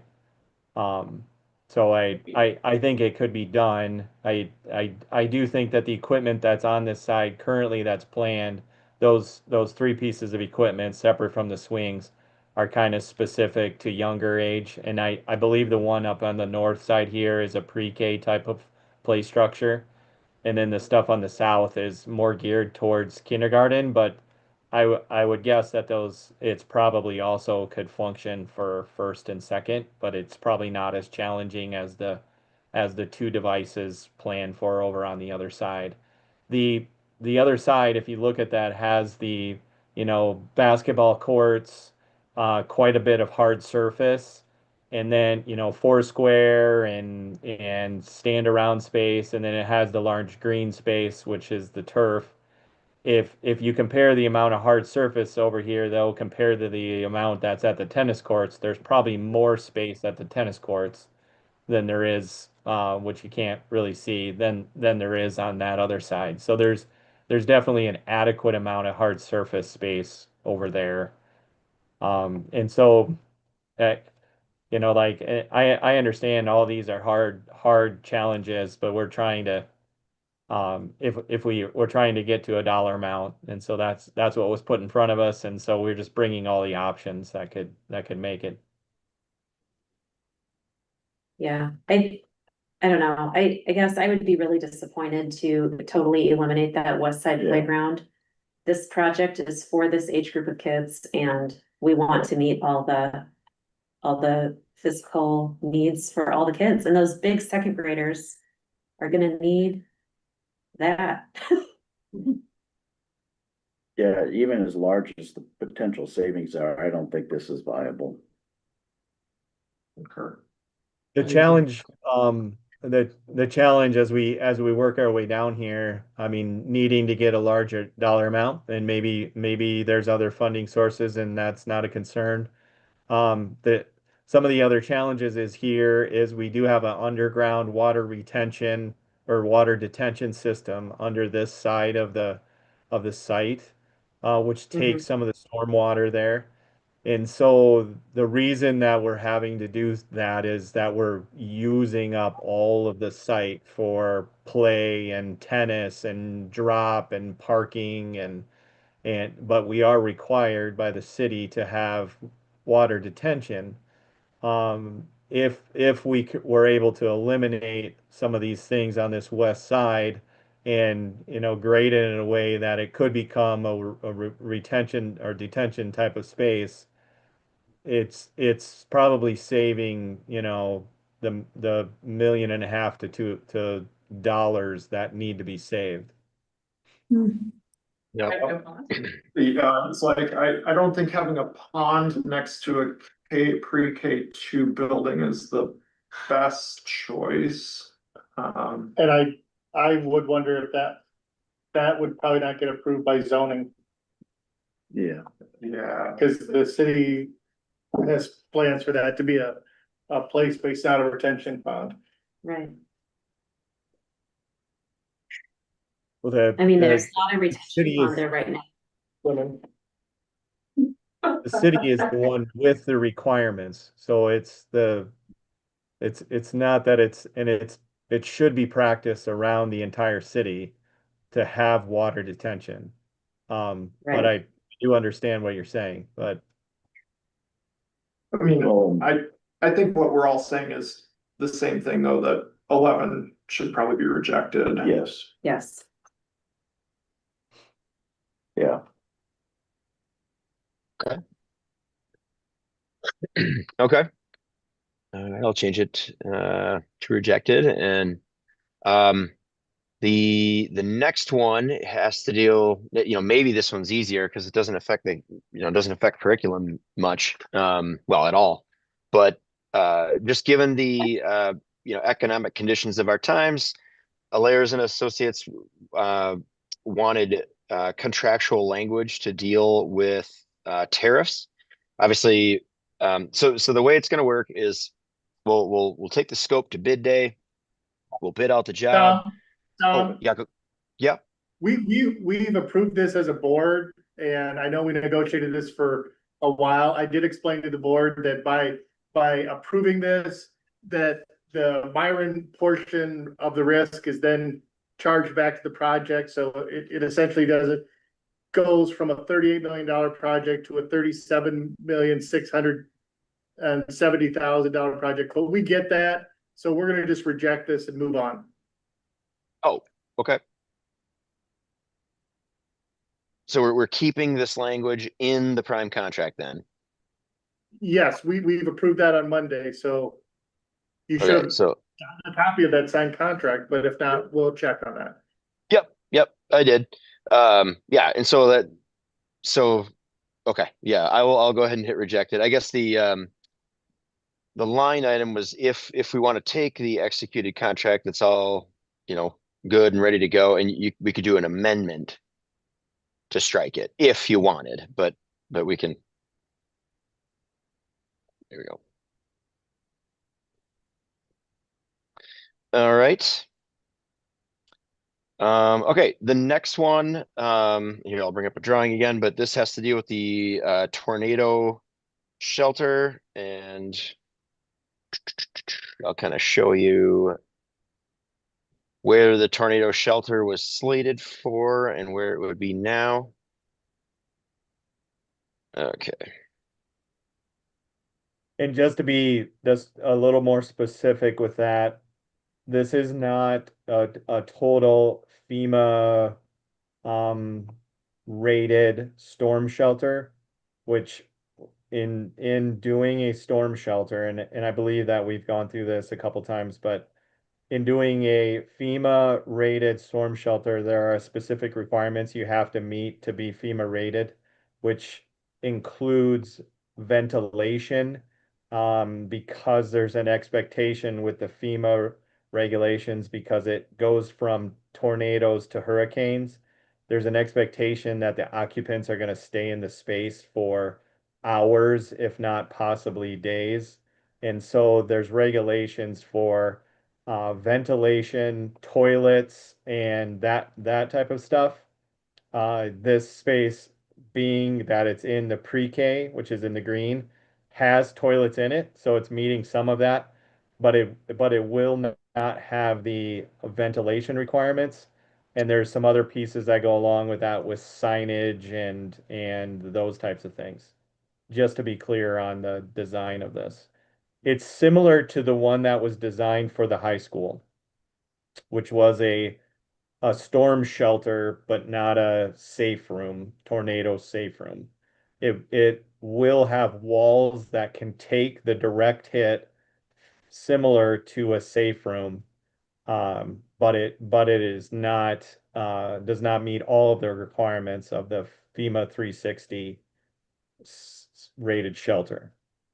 But we are not required by Iowa code to have that rating. No, right. That is correct. That is not a requirement, and it's not a requirement. It wasn't a requirement at the high school either, but we integrated safe room type space, which this will be similar to. And so I'm gonna take Tom's thunder here since he's got the plan up. So the original design had all 8 of these classrooms as the safe room. The reason for that is it then all of the majority of the early childhood are in safe spaces, and there was enough square footage that we could, if no matter what the event was that was there, we could easily fit all of them in there. It held roughly 2,000 people in that large space. If we reduce this in half, we can hold roughly 800 to 1,000 people in those 4 rooms in that corridor space, and the small group rooms and the locker room space and all of that. Yeah, we don't need to prepare for Katrina, and we don't need to prepare for the entire community. But this is, Accept or reject. yes.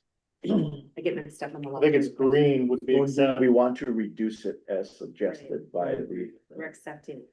Ron, the only thing that I would add, the tornado shelter for the high school is rated for close to 2,000.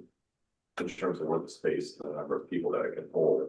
Yeah. So it was built to exceed capacity if there was a community need during Nordic Fest or some other pieces, then that space could be made available. So we have that in our community as a bigger space. And high school was If designed needed. for Yep. that. Okay. Alrighty. Sounds good. The next one is redesigning the small group areas. Let's see if I can bring up a plan here. I think, Tom, maybe I'll save some time on this one as well. In talking to the elementary principal, we feel strongly that having the small group space, while we know it's expensive, is kind of important for the instruction. Otherwise, it'll feel like we're having class out in the hall, which is something we want to avoid.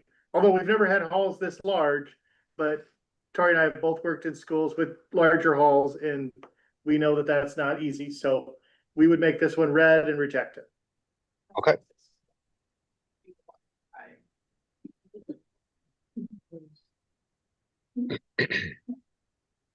All right. Okay, the next one is about reducing the number of HVAC control zones by 13. So Joe Weeks from KED Bluestone looked at, he did kind of a extensive study looking around at, can we combine a few different thermostats?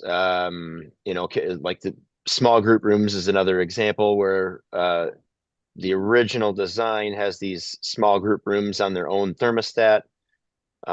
Could they share a thermostat? And then, each one you can eliminate is a significant savings.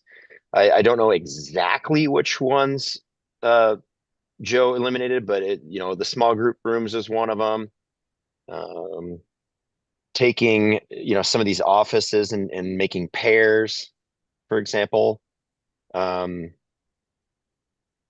Just things like that.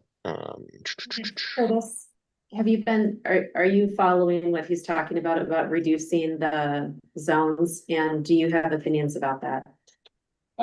I don't have an opinion. I'm guessing the people who are in the occupied space will have an opinion. Because they'll be either too hot or too cold. When Actually, both here in one thermostat, Right. there's gonna be some concessions have to be made, but I understand. Yep. Tori, do you have opinions about that? Like, my own personal opinion is that's a grown-up problem, not a kid problem, and I'd rather focus on kid problems personally. If we can keep it comfortable for everyone, like, I think if my husband and I can agree on a temperature in a house, that two colleagues could also agree on. Okay. And understanding there has to be some uniformity. If you're a person who's always cold, then you need to bring a sweater. I think this is a good way to save some money. Okay. Yeah, I agree. The only question, just referring back to our Friday meeting, so when we reduced it to 13, does that mean those?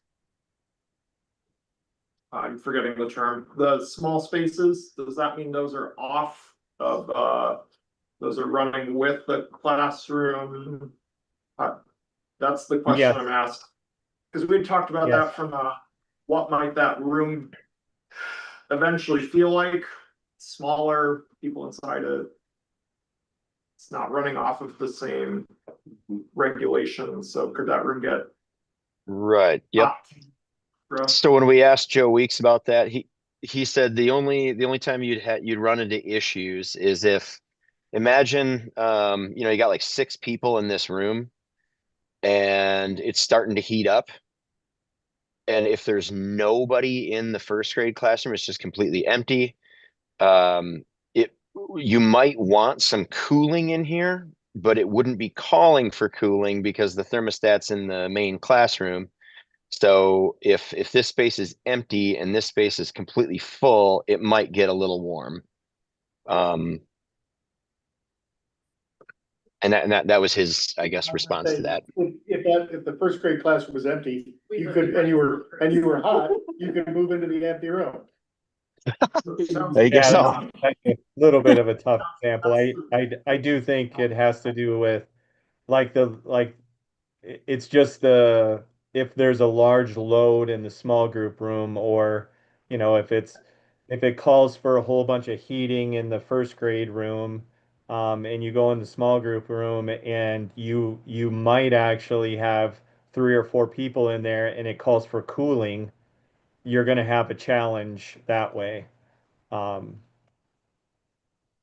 this just goes from zoning, and it's similar to your home or something. If you have it'll be balanced in a certain way to handle some occupants, but if you turn around and throw 6 people in a small group room and close the doors and everybody's talking, it's gonna get warm in there.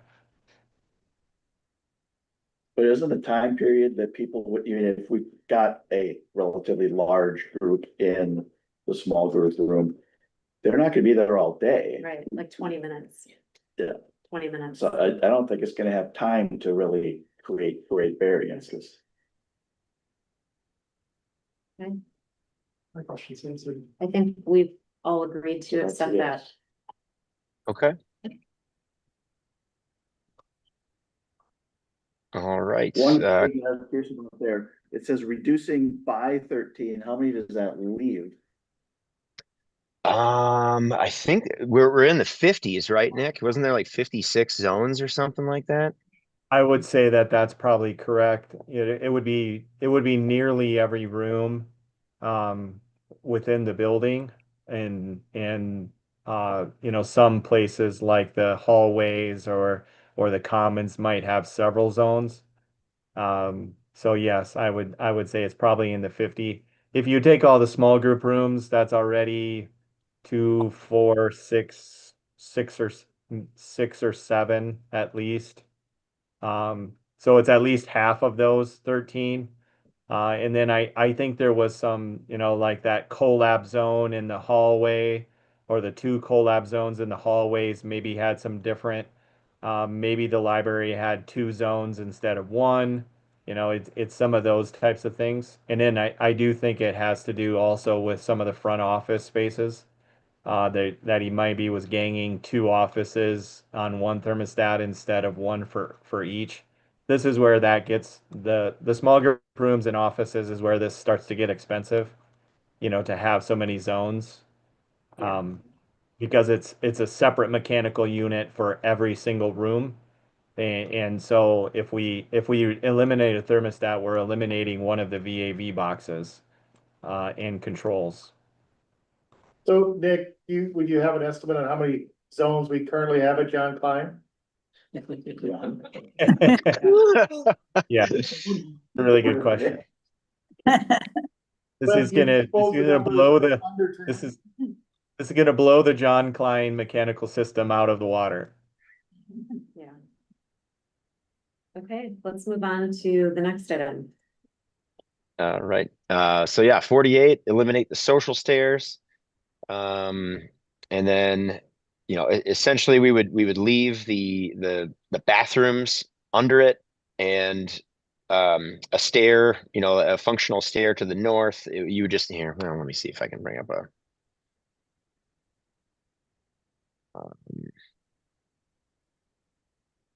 oops, not a good here, hang on.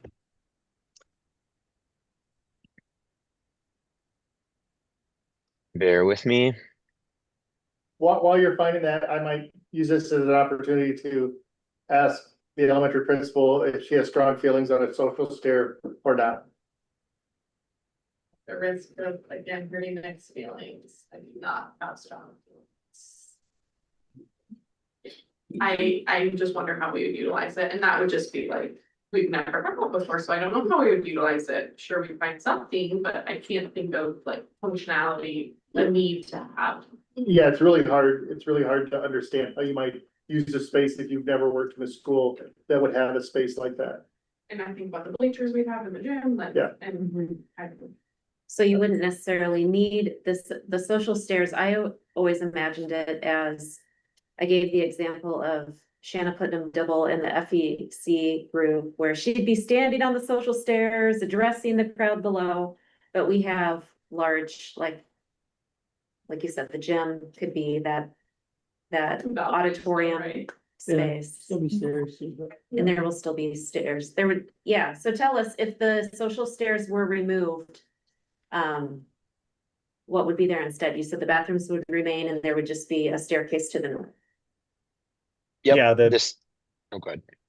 the large stair on the north, which is the kind of dashed area, that has to stay. That's an egress stair for the upper level. That's the second egress. So there would still be that space up there. This is gonna take a little bit of a redesign because there's kind of a secondary level in there. And we have to put a landing in that stairs due to the rise. So there might be a little intermediate level there that would be some collab space. We still have to kind of figure that out. But basically all of those, the kind of bleacher style seating to the bottom of that would get eliminated. Nick, could you talk about in other schools where you've, are aware of social stairs, or maybe you've designed them? What are ways that those schools use the social stairs? The one that I've been a part of that's been a significant amount of time would be the Solon Middle School. that has a similar commons cafeteria space. The library is right off the side, just like this, where the social stair is. And that it's used by students, you know, when they're kind of between spaces. If they get done eating, they would sit on it. It's done used before and after school. It's those types of things that are, and then during school, you can pull out, you know, 2, 3, 4 classrooms in there, and have a presenter, do those types of things. That's kind of how it would be used. There is other spaces, you know, like the gym, but perhaps the gym is being used for physical education. Maybe in this case, it's not being used for physical education, and could Well, be and I'm used. wondering. I'm wondering with a primary age group, like maybe those social stairs would be too inviting. I think about the management piece, I can see myself Yeah, chasing a little bit. And then I also think if we could Awesome, fit yeah. 2 to 4 classes in it, great, but then that's missing that 5th classroom, and so we couldn't do a full grade level event without utilizing the gym. So. okay, Just. I think we save money. Yes. okay. You've convinced me. I was kind of hung up on this one, but I'd be okay with accepting a suggestion. I'm seeing a lot of head nodding. I Anyone? really liked it, but I think we have to cut stuff. Yeah, I think I've told you all, I'm as big a fan of the social stairs as anybody. I grew up in an elementary school. We had a well that we went to. I had a school that we had a little area that we used a lot, but we're over budget. Yeah. And there's other things that are more priorities to other people. I don't know if I ever was in a DD meeting that there was a great teacher strong reaction about social stairs as there was for turf, as an example. So, Mhm. Okay, and then I think we're to 63, is that, yeah? Yep. And so this was another idea about what if we could figure out a way to not need the back parking lot? Let's see, I think I had a sketch. When I resorted everything, I lost some of my visual aids. Here we go.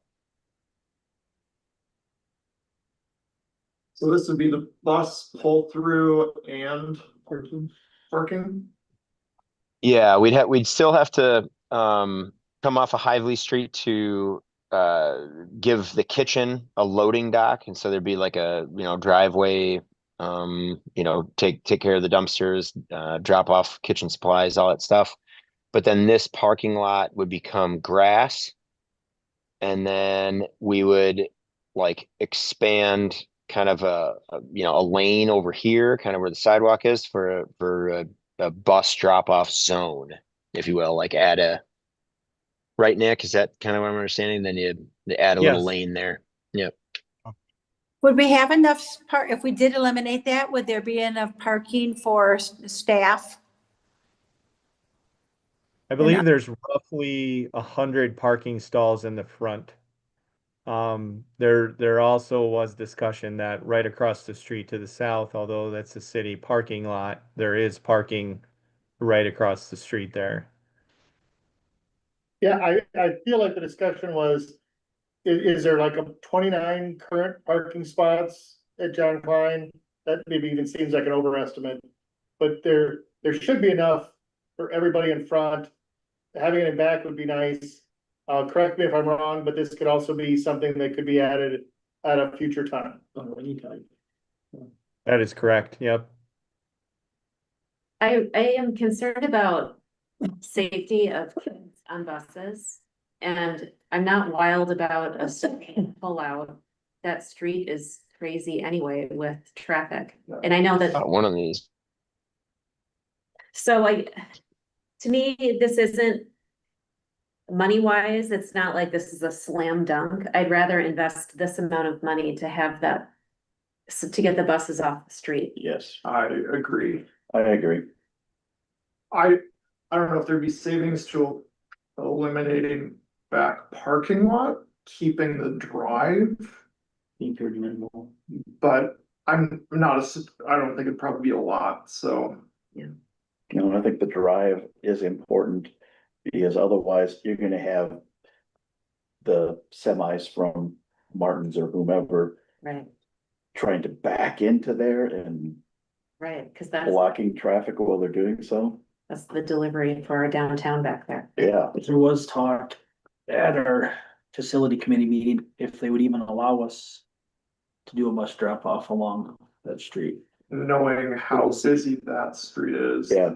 all When you come morning. to P and Z or, any city approval, That's not That's a gonna lot be different popular. area than our one-way street at the middle school. Right, yeah.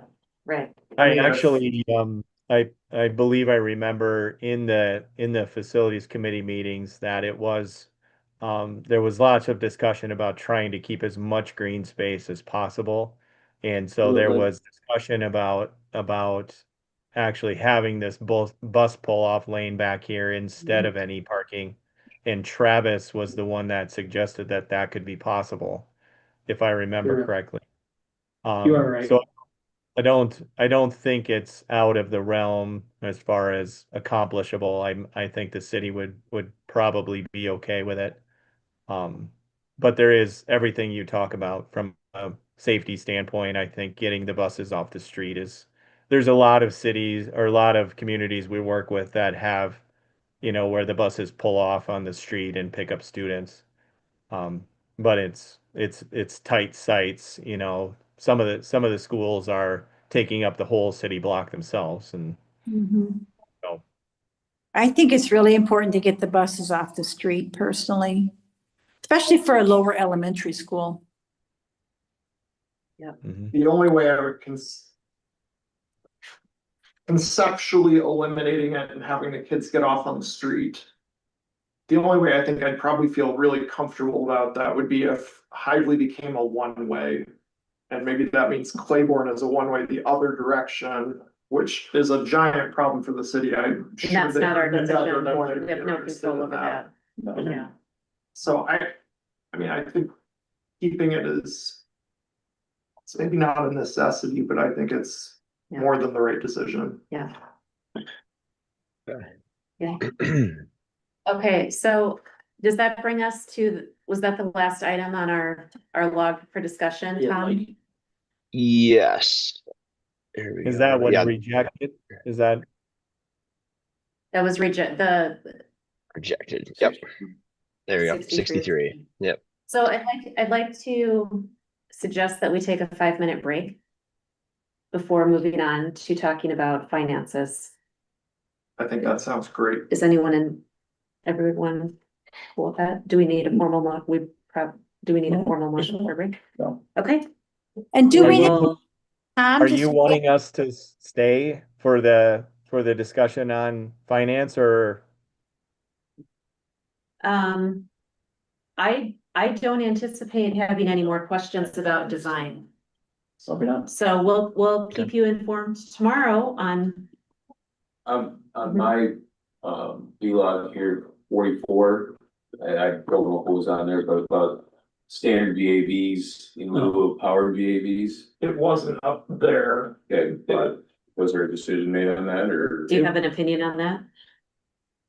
No. Right now, Well, I'm trying to get from Joe Weeks because when we first talked about that, we were saying, well, perhaps we leave the fan powered VAVs for classrooms and kind of maybe like to do what we did with the zones, like a study like that. And so that's why I don't have a number in there quite yet. But right now And there's 45 of them around the building. So my only thought on This that is- is just more parts, more maintenance, more noise, Is your foot bothering you? but more comfort, so. So the big piece of this that's not really talked about is that by having these fan powered VAV boxes, you can turn your air handling unit down or off.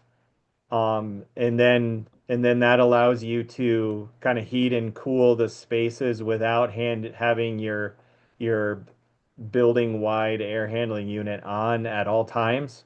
And so there is savings in running the system by going this direction.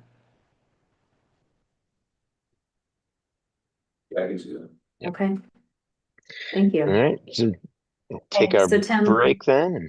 Oh, go ahead. Yep, we plan to take a 5-minute break and I didn't hear anyone that needed our planning teams to stay with us after the break, so we can be in touch tomorrow. And then anyone here it's not closed session. Yeah. Tom, can you share that Yeah, updated Jennifer. version with me? What's where are we at? with the- Yes, I was gonna do that during the break, because the sorting might have messed up my numbers just a smidge, so I just gotta review some things. Okay, so he can report back. At the beginning. Yeah. Okay, so Okay. 5-minute break. Well, Thank All you. right, All right, thank you, Nick. cool. You have it off the other day. you remember? mind muting the? Oh, yeah, there.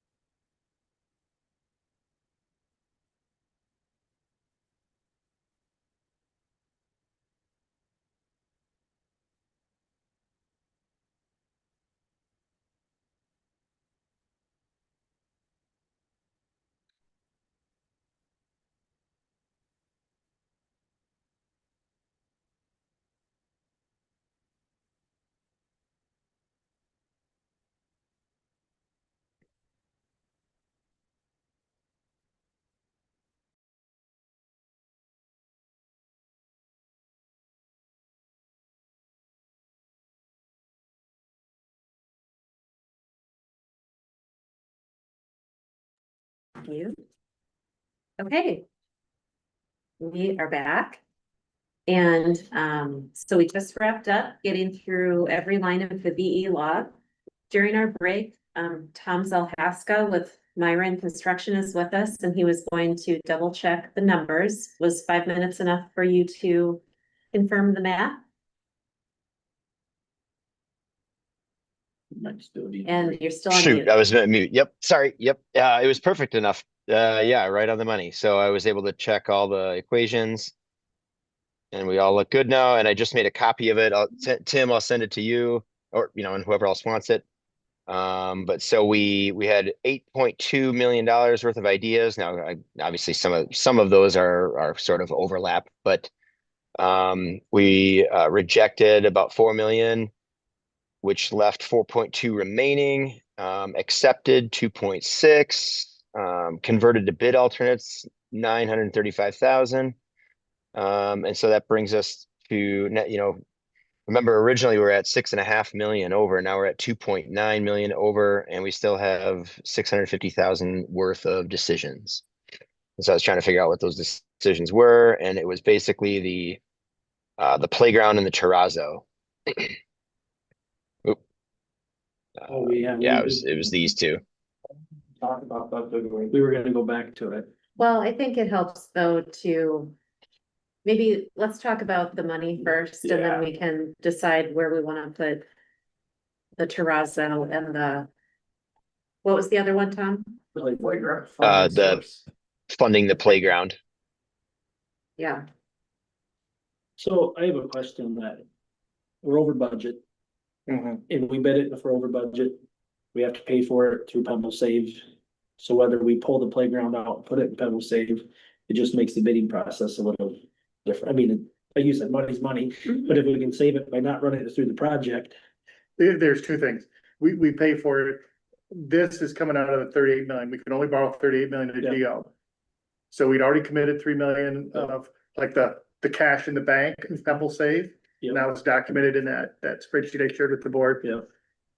So then we also have the ability to borrow against future Pebble, future Save. And that's what Travis put together for us.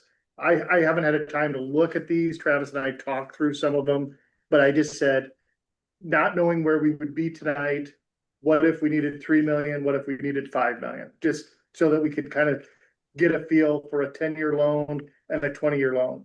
Obviously, I feel like we could, it's a 10-year for borrowing 3 million, 10-year borrowing 5 million. So you can kind of see how you pay a lot more interest if you spread it out over 20 years, obviously. But your payments are lower, which of course is the advantage. We would we certainly take suggestions. I think we would continue to work when the board says this is what we want as a project. And if it's find $3 more million, I would work with Travis and come up with plans that fit our specific need. I'll gladly share, if you haven't had a chance, I could talk you through the Pebble and Save document. I don't know if we need Tom for all of that. My question was, is it beneficial for us to pull that 500,000 of playground equipment out, just so we don't pay the fees to our for the geo bond, since we're not gonna be able to pay for it through the geo bond anyway? Oh, yeah. In general, if we know we're paying it from one or two sources, it's always So that's the only cheaper for us left down there. to pay for. It's like the furniture. Obviously, as Nick pointed out, furniture is a lot easier to do when you just put it in a room. But yeah, if we buy the playground equipment and they install it so that we have what I heard was, it gets installed the right way. We purchase it. Give it to them, say you install. Yeah. So we save whatever percentage of, we're saving, they get a little commission on everything. And then also there's a contingency that every time we raise the price of stuff, the contingency goes up because it's a larger I project. think the last thing we needed before Tom goes is if we pull that 500,000 to accepted, and then it would drop that number another 500,000. It would do that. Yes, it would push the number, so we just have to remember that as well. Yeah. Keep that in our memory. I would be okay with that. Yes, I think so that's too. the way to go. Cause I think you'd be able to buy it and save yourself some money on the backside. Yeah, I don't know what the cost savings. And you would probably be. wouldn't have to buy that equipment until a year and a half from now. It'd be one of the last things going in.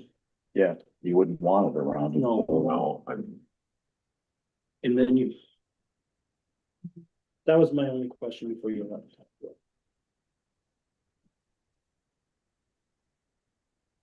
I concur. Tom, did you? Okay. Are you still So- with us, Tom? Yep, I'm still here. So, oh, sorry, do you want me to share screen again? I went ahead, I clicked accepted. Is that what you want? Do you want me to share screen again? I don't know if we needed to share, like, I just need the document shared with me, but I think we're, Oh, yep, think I you did can- email it. okay. Unless he wants to pull that playground equipment off and email it again. sounds like he may have. I already- think, Oh, did he? Oh, perfect. and you moved the playground to accepted to fund from a different source, right? Yeah, just now I did. Well, you guys were talking. Yep. Yep. So yeah, number 10. So I clicked that So our- over. Our new total is 2.0. 2.4. Yeah. 2.4. 61. Well, and, we should talk about terrazzo. Well, Yep, that last There's 150 is the terrazzo. 7. Oh, yeah, I'm curious what that looks like as a bid alternate. I agree. I mean, Bid alternate with a high priority, because we know, and then that gives us, It sounds like something you're gonna pay the 150,000, whether you pay it today or pay it 10 years from now. yeah, how long is the lifespan on other floor? And then, Less than terrazzo. well, yes, but the question is, what is that? But Right.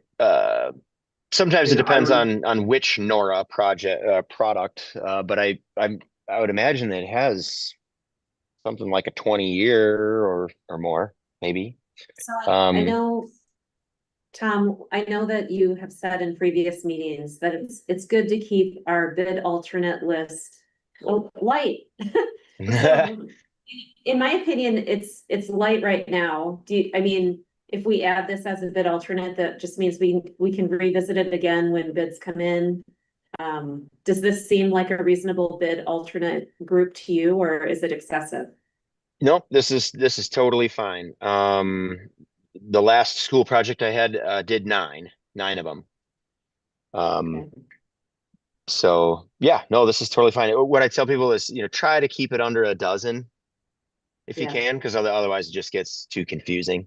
But Yeah, so I'm good with it being a bid I alternate, think so too. That way you can make. and we better can think about it decisions. again I would even support just Or accept- rejected. and include and go for the nicer floor.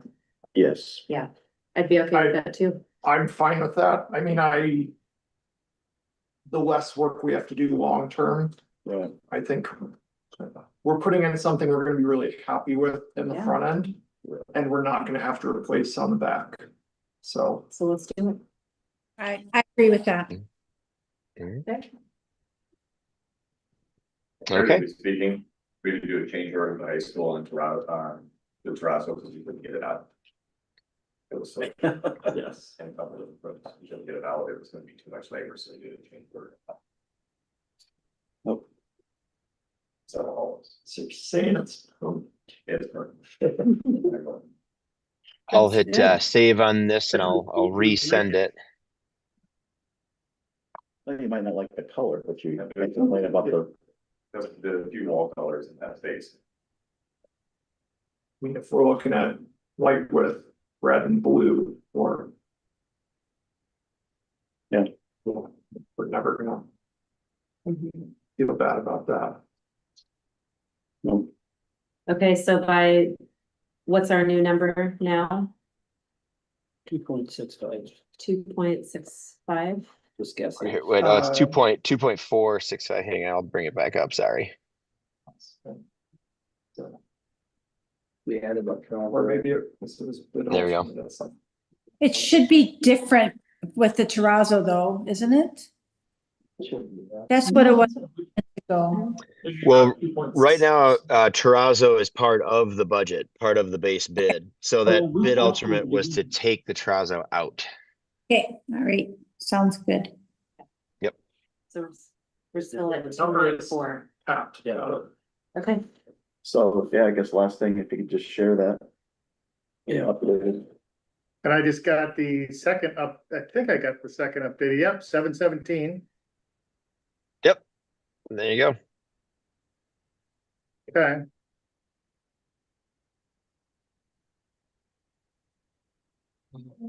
Well, Cool.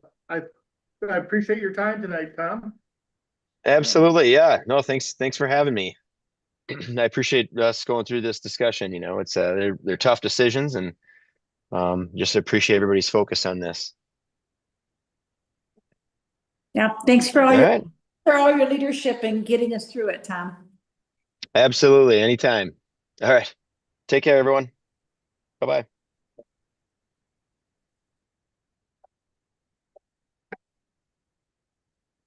okay, so knowing that we have our $38 million bond, that as a board, we voted the 3.1 million for the gym.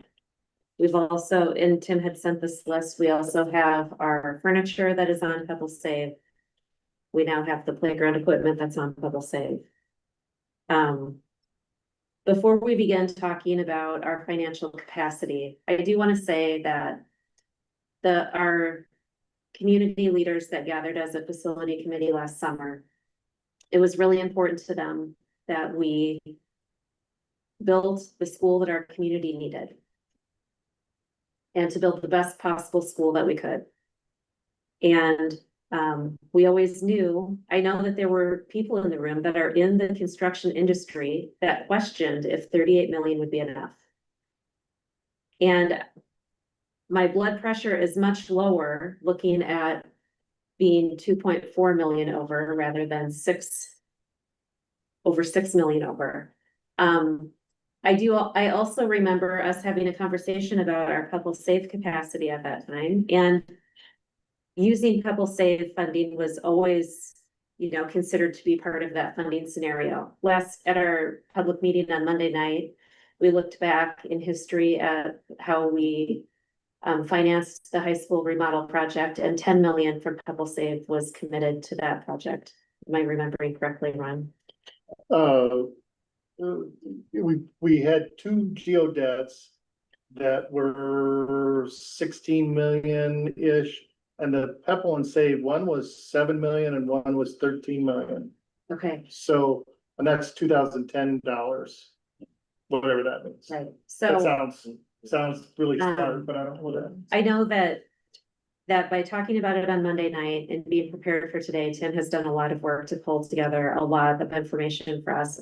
I'm really appreciative of that. So I'm hoping that we can go into a conversation now about our debt capacity, identifying, are we willing to invest more in this school project or not? And if so, if we are interested in pursuing that conversation, how much capacity do we want to maintain to address other unknown expenses in our district? We've done a lot of roof work over the last 3-4 years, and things are going to come up. And we don't want to get ourselves in too deep. So I have one question Mhm, on our projects that we're already committed to. mhm. You had the one color as the new elementary school, which already has the 1.8 million pulling out the gym. We have the furniture, school technology, playground equipment, and then the lockers. Yeah, I just added those.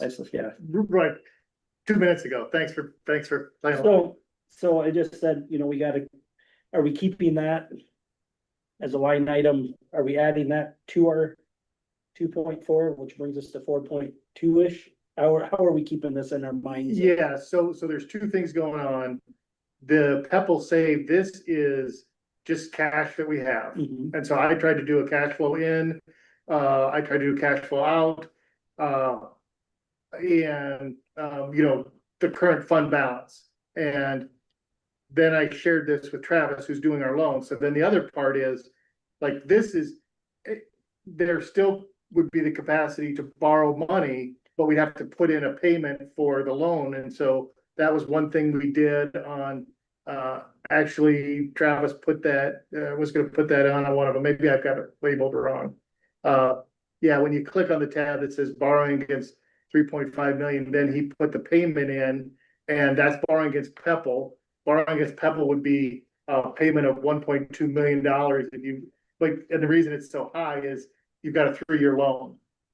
So there was 2 tabs, that one just got added today, but that's where we would probably want to borrow against save. To borrow against save, you have to have a public hearing that announces your intent to do that.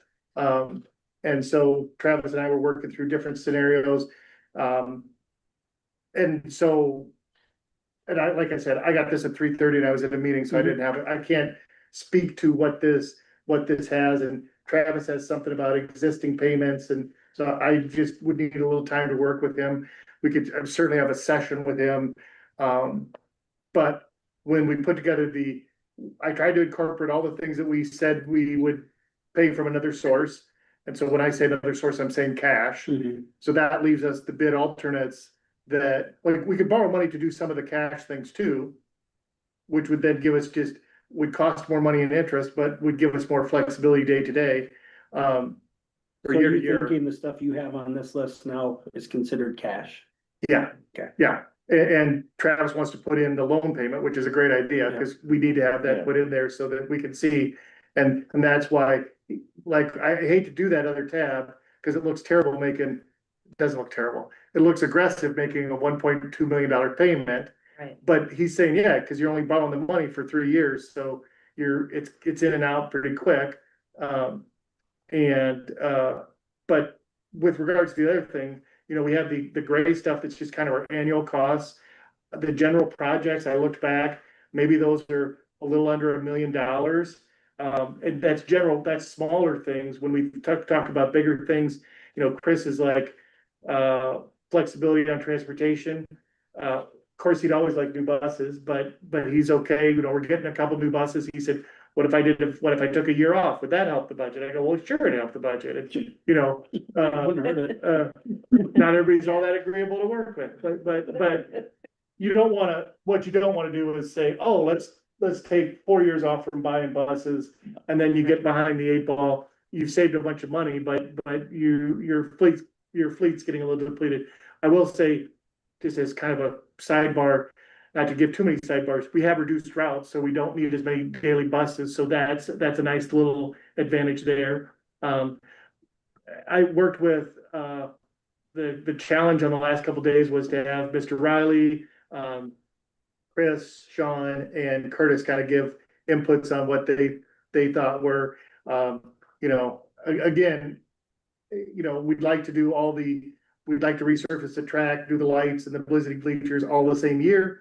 We know that that puts a big whammy on the budget, so you have to spread those out. There is always the opportunity that as we do general projects, and if they don't come up to $750,000, that might free up space to do another thing. And the general projects has been a little slimmer the last couple of years. That would probably be the other thing that I should do in my spare time, is run a report on the general projects, because we've really tapered those down the last few years, knowing that we wanted to build up as much cash. And that's kind of how we could get from, the big, what did you call it, Ron? The something in the snake. We were trying to remember. Bubble. The bubble in the snake, It was something feeding. The big expenditures that we think are the big one-time expenditures was the 1.975 million for the land that we're gonna build, and then the 1.6 for this, that was another huge bubble, and then the roof, the whole roof at the middle school. Obviously, I did put roofs in here at, I think, 400,000. Maybe, we'll prioritize roofs and try to get them going. I thought I had roofs in here somewhere. 400,000. Roof projects, yeah. And so this year, the roof projects were 300,000. So when I estimated, I tried not to do it just like skin to the bones estimate. I tried to leave a little meat there so that as we work through it. But we'd have to know what what we're borrowing and what our payments are, and then that's gonna kind of guide some of our Pebble and Save discussions. And of course, the longer that we borrow it, the smaller the payments, the more freedom we have for day-to-day projects, but the more interest we pay over time. But if you begin with the intention of financing it over 10 years, you can still pay it off. Faster. Oh, absolutely. You can still make that 1.2 payment 1 year if you have it. Yeah. And these loans are not always callable like your mortgage might be, where you can kind of just call up your banker, but there's opportunities, usually 2 times for a loan to be callable. Quick question. You were talking at the very beginning about Pebble and why we might need to ask about Save. Is there a time limit on how long you can borrow against Pebble? Yeah, yes. Right now, we can borrow Save to like 2050 because we extended it. Pebble, we will also want to extend. Right now, it ends in 2029.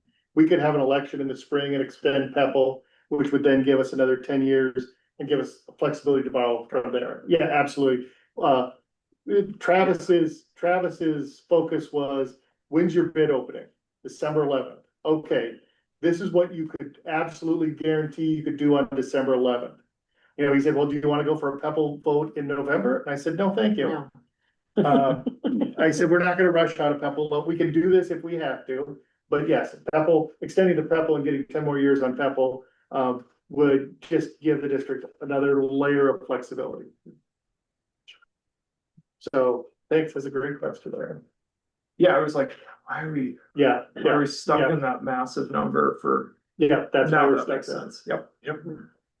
But remember too, that these funds are dynamic and will rebuild over time, so it's not like a one-time amount that we're gonna be spending. Yeah. As time passes, there's gonna be more revenue generated. Yeah. You were alluding to it, the question mark would be, what's the loan payment? And so how does that shape what our fund balances look like year over year? I think that's the unknown. That's the unknown in here. That would be, my thought would be the best way to attack that is find out what the board wants to do.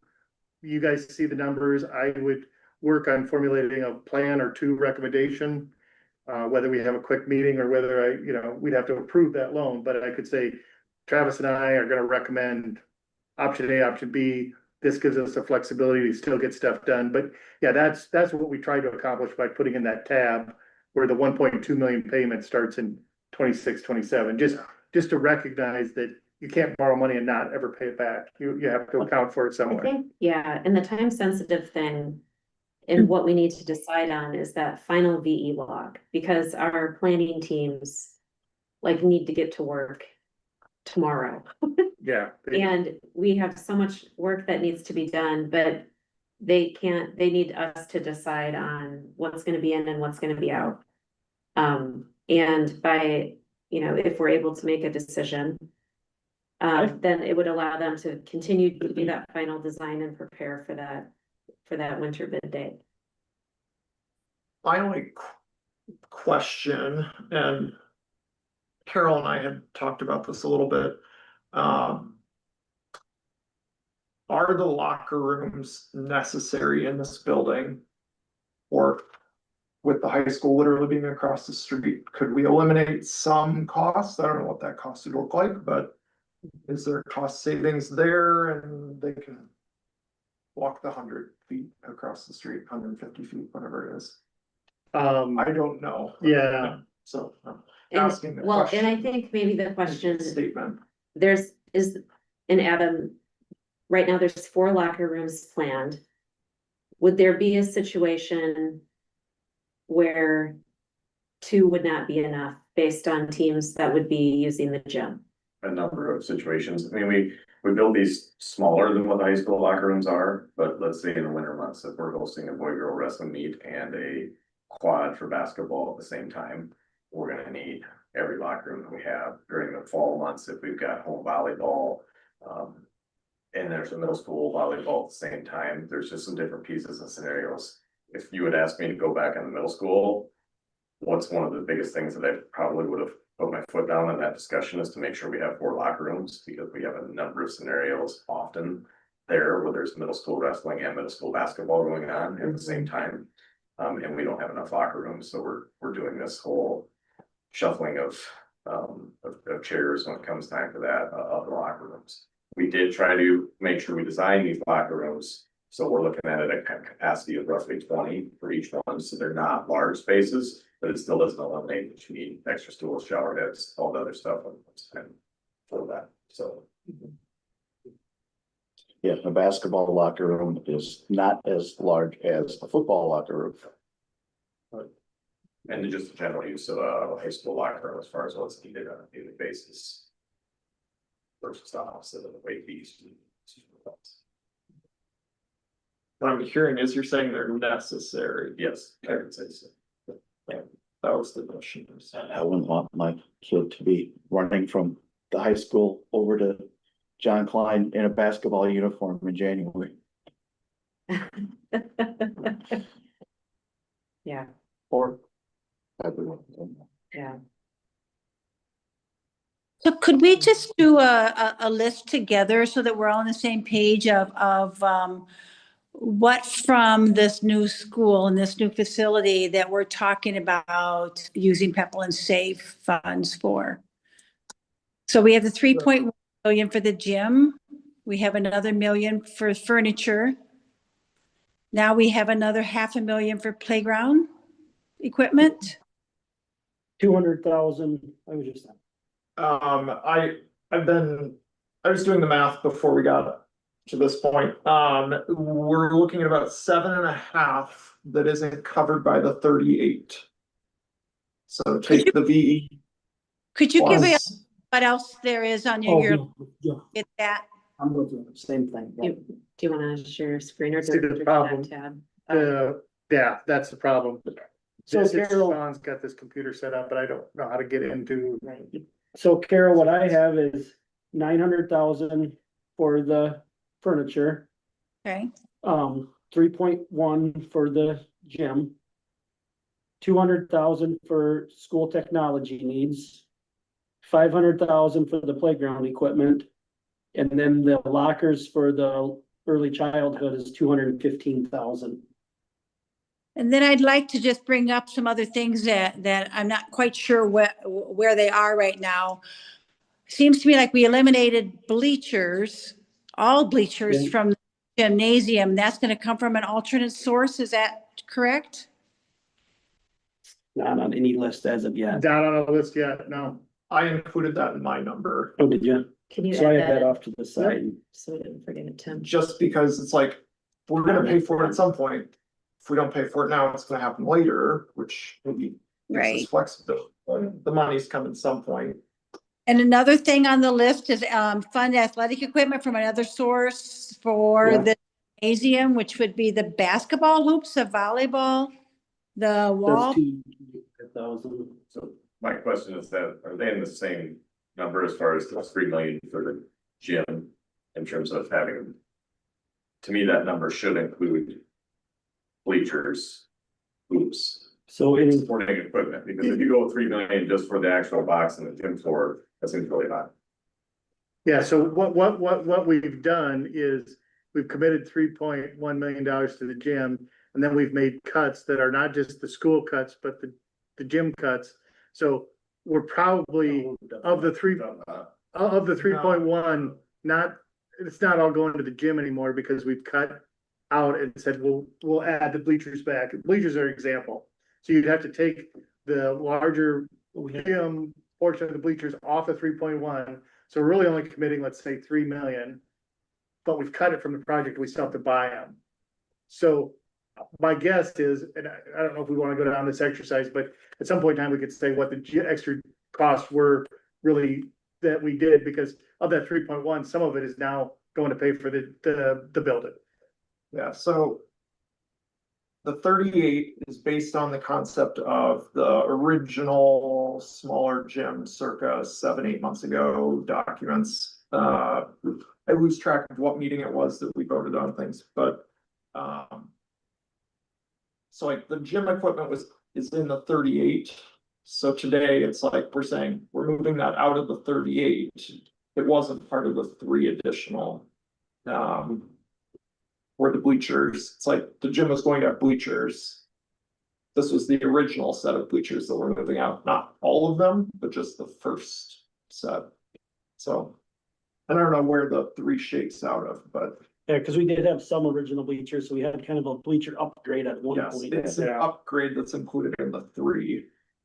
And we're shifting the original, is my understanding, That's what the original plan for seating 800. something like that, right? But this takes all the bleachers out. Mhm.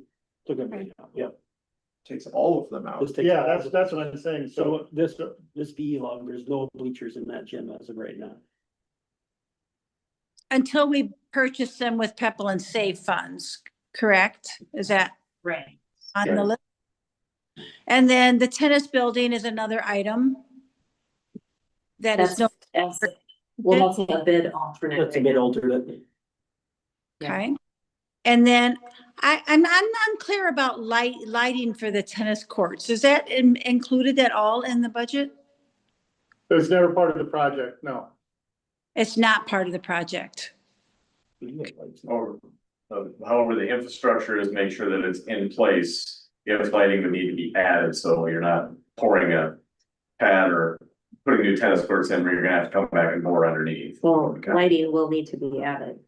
As far as the tennis courts, Not for our purpose, not for our purpose. but for the city's purpose, Well, yes. right, but today, we, I think that some of those projects came about before because there was a lot of shared use agreements with land overlapping, and now we own all the land.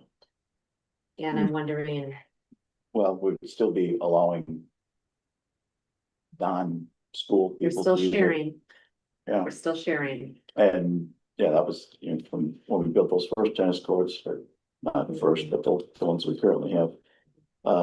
It was understood the city to assume responsibility for the lights because we were never gonna need, Would we need Lights. lights for high school tennis purposes? no. That doesn't, like, again, they could still be added. There's a conduit, the way the design was originally put in and the way we wanted it spec, there's there would be a conduit run underneath. But we'd be not running any electrical, we would not add any panels, we would not do any poles, with that would be lights, and that was communicated to the city as well.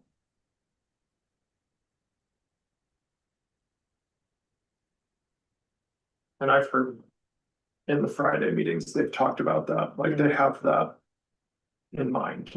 So, If infrastructure, because to come back, there would be a significant cost to come back and have a board underneath those Yeah. courts to be able to do that, and we wanted to make sure we at least had that done right. yeah. So later on, at some point in time, it could be a much more seamless process.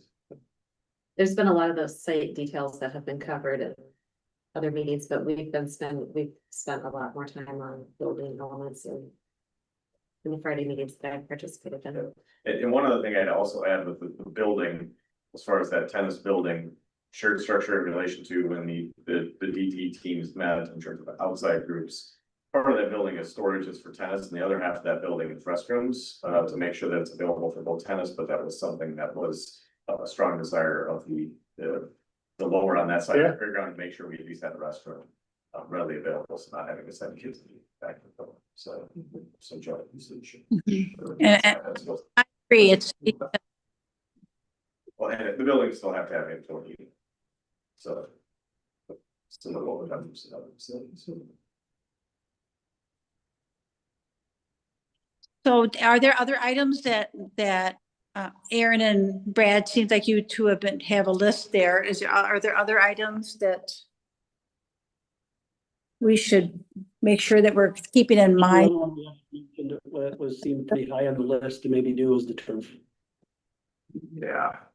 That's 350,000. Hold that. Document that package. And I've been adding these to the Pepple Save, but that's the Pepple Save cash. Yeah. It's, if we do it as a loan, we have to put the loan payment there, but we don't have to put it there twice. Yeah, So that will be where we'll have to determine how much, if the board tells me what we wanna do, I would work on what do we wanna pay for cash, versus what do we wanna take a loan out to do? I have a couple options. So one question that I've had on my mind over the past week is how much cash do we need to have on hand? After the project, like after what we've already committed. Yeah, say a disaster happens and we need to re-roof the Right. building. Well, And next it's not year, like we can't get it out of insurance. So, yeah. right, I'm just wondering, like, how much cash do we want to? Well, there's a difference between our unspent balance of the cash that we have on hand in the general fund versus the cash in Pebble Save. I'm talking about Pebble Save, yeah.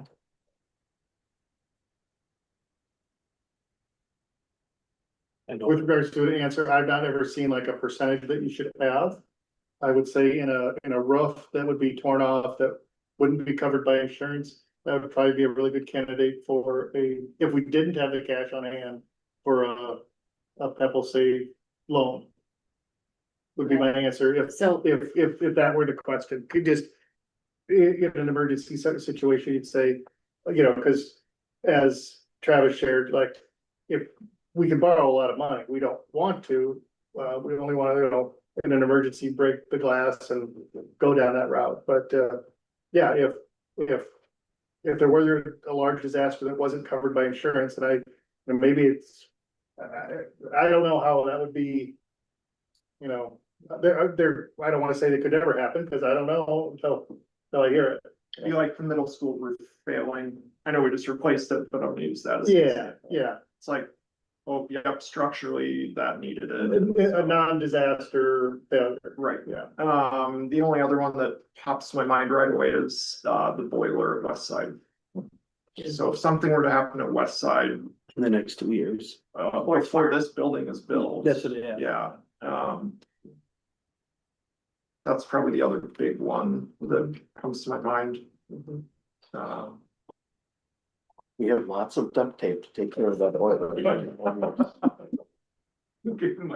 I think it appreciates that we worry about it so much, because it did perform last year. We do have alternate plans about what we would do with students and where we would re-roof everybody, if in fact, like, we couldn't get heat there on some kind of temporary basis. Not to compare it to like Yellowstone blasting and blowing us all away, but we had this very same fear 16 years ago.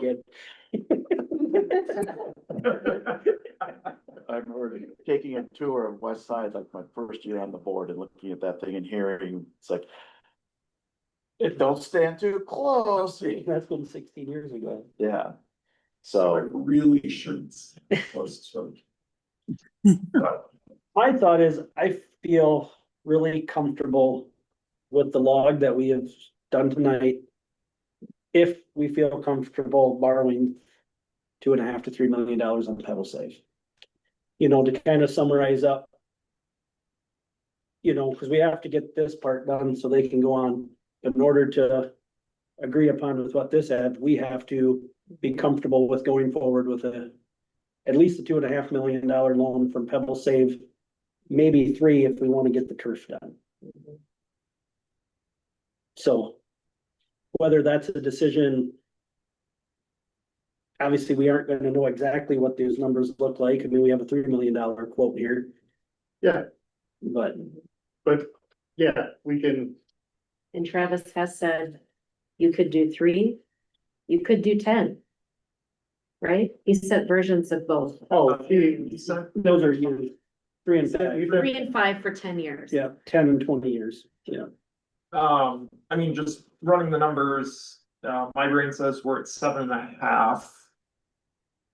But some I of that's assume we'll committed spend- to cash. Yeah, I assume we'll spend some cash. The question is just how much cash. What Tim said versus how earlier, much he we has want cash for. committed for the gym and for those things that are already on that. yeah, and I started putting the other ones on there, and I realized, well, I'm gonna run out of cash, because I can't put everything that we rejected into cash. That's why I would just, So like what we don't have rejected right now, what we have rejected and not on cash.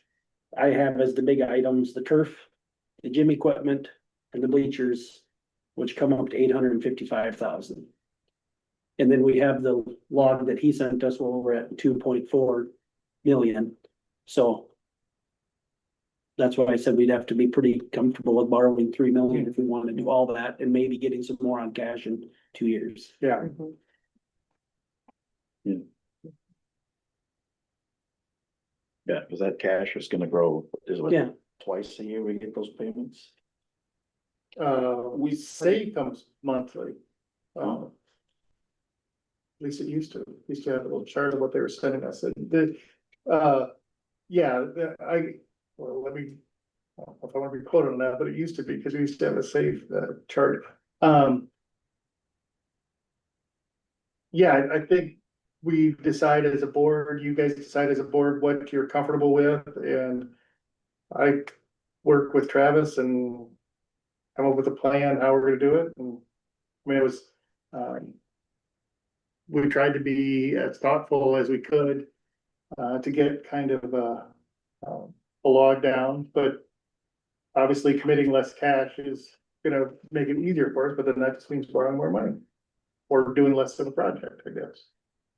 I think the biggest risk that we need to avoid is shortchanging the project such that we have a substandard product that requires continued adding and, Yeah, filling in the blanks. In which I feel like we did a good job at that, of adding a few of those things back in, like the cabinets that they felt were usable, the flooring. Keeping that at a higher grade, Yeah, we might save some money by putting in a different flooring product, but that's not a good move long term. Or, removing a couple of classrooms, that's not a good decision.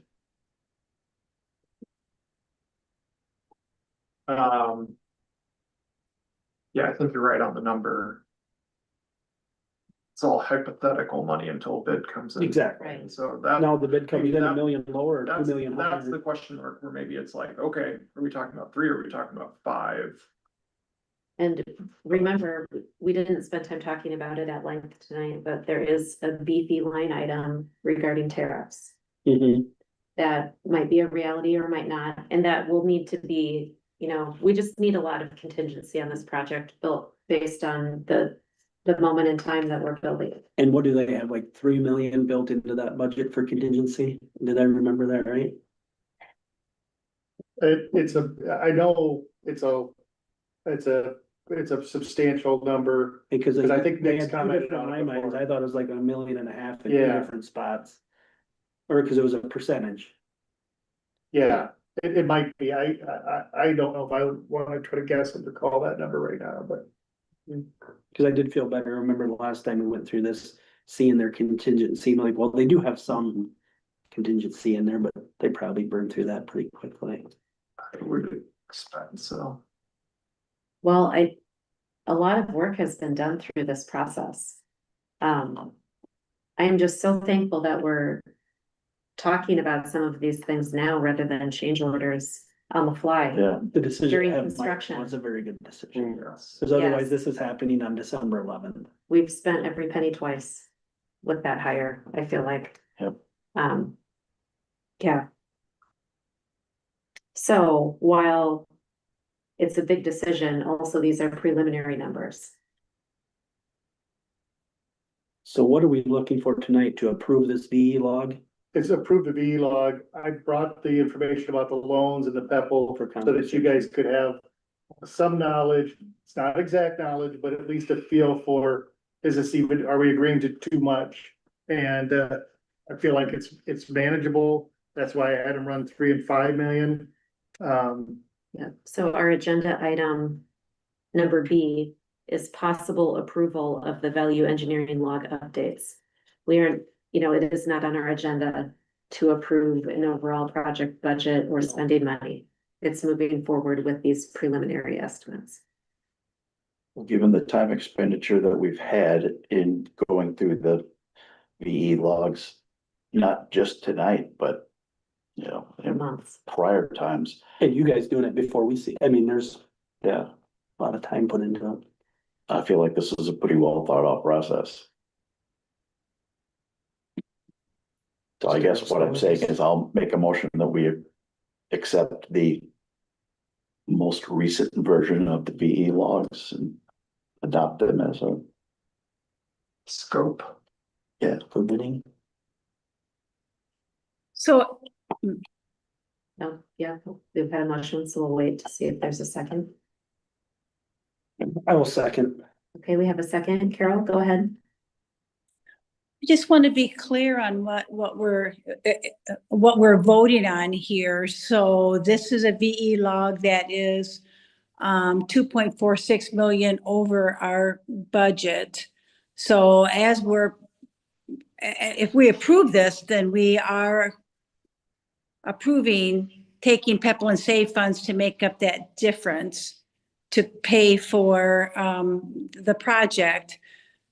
But then we will also be needing Pepple and Save funds to pay for the furniture, the playground equipment, and the other additions that are not part of, that are not listed on the VE log anymore. I mean, that are not listed in the project anymore. So this isn't just like 2.4 million, or 2.46 million, and then everything's all paid for. There's still a lot of expenses that we are putting off to the side to fund with alternate funds that we haven't really decided what those alternate funds are going to be.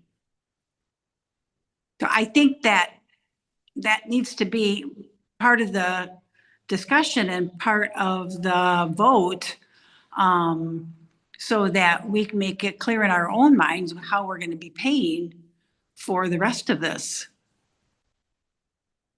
What I have in mind is everything except for turf, gym equipment and bleachers is accounted for on that 2.4 for what Tim has on cash. And then the overage. That's how I envision it right now. If I'm correct. Say that one more time. So you have the stuff that you listed on there as save on there for, that you had in the tan. Yeah, that's cash. cash. So that takes care of, that's cash that we're spending. And then right now, the 2.4 is the overage on the VE log. Okay, So the only thing not included in that, those monies that are, I would say, high priority or needs is the turf, gym equipment and bleachers. I gotcha. I thought of a thing I didn't think of earlier. Where does our geo bond debt fall into this document? It doesn't. That's just Pepple and Save. Right, For the payment. where does the interest oh, on the- that 38 million, where is that getting paid from? That gets paid for, that's on, that would be on our aid and levy, our, when we do our budget. And we factor in and we say, okay, debt service, that gets paid out of debt service. Which is the way I think of debt service is it's your mortgage payment. So they just amortize that out and then they put that on. So that's being paid by property tax. This is being paid by Pepple and Save that's generated through, Pepple is generated by property tax, but Save is generated by the 1 cent sales tax. Yes. And we know what that revenue will be. Or we have an estimate of what that revenue will be.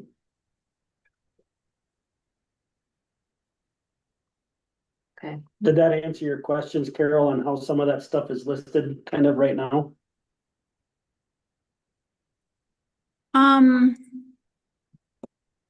I mean, not really. I mean, I guess what I'm wondering is there enough money in Pepple and Save to cover all of this, or are we gonna be doing fundraising? Are we looking at doing a fundraiser for all of the equipment that's gonna need to be put into this new gymnasium? Or are we committing Pepple and Save funds for it? We put some of it on Pepple and Save cash, and then the other parts would be part of the Pepple Save loan that we would take out. For it to be Pepple and Save cash, of course, we have to have that cash, so we'll have to prioritize some stuff. Will it all be in the school day one if it's Pepple Save cash? I can't guarantee that, because that Pepple Save, some of it depends on how many other projects we have. If roofs come in, if we say, oh, we're only gonna do $200,000 in roofs, then that would free up $200,000 more. If we put off a bus purchase, that could free up some money. So, yeah, I guess it's a combination of cash on hand and or future Pepperell and Save budgets. I guess that's two things.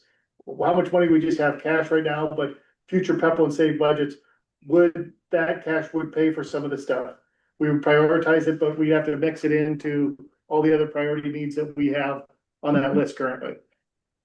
So the motion that we are voting on right now that has been seconded would be to accept this VE log with the understanding that we would be using 2.46 million out of Pepperell and Save to meet the budget for the school as we understand the budget right now. As we bid it. Well, and remember, these numbers are all preliminary. Oh, yeah, right. So, yeah, so there's, you know, we won't know until we know. And we will be able to, when we review the bids, we'll have that time to think about those bid alternates of what we're gonna prioritize or not. I think we, like Tim said, we also have the flexibility of time to have, knowing that there's gonna be a full 2 years of construction. We have a little bit of time to phase things out and sprinkle out expenses before teachers and kids and staff are walking in that building.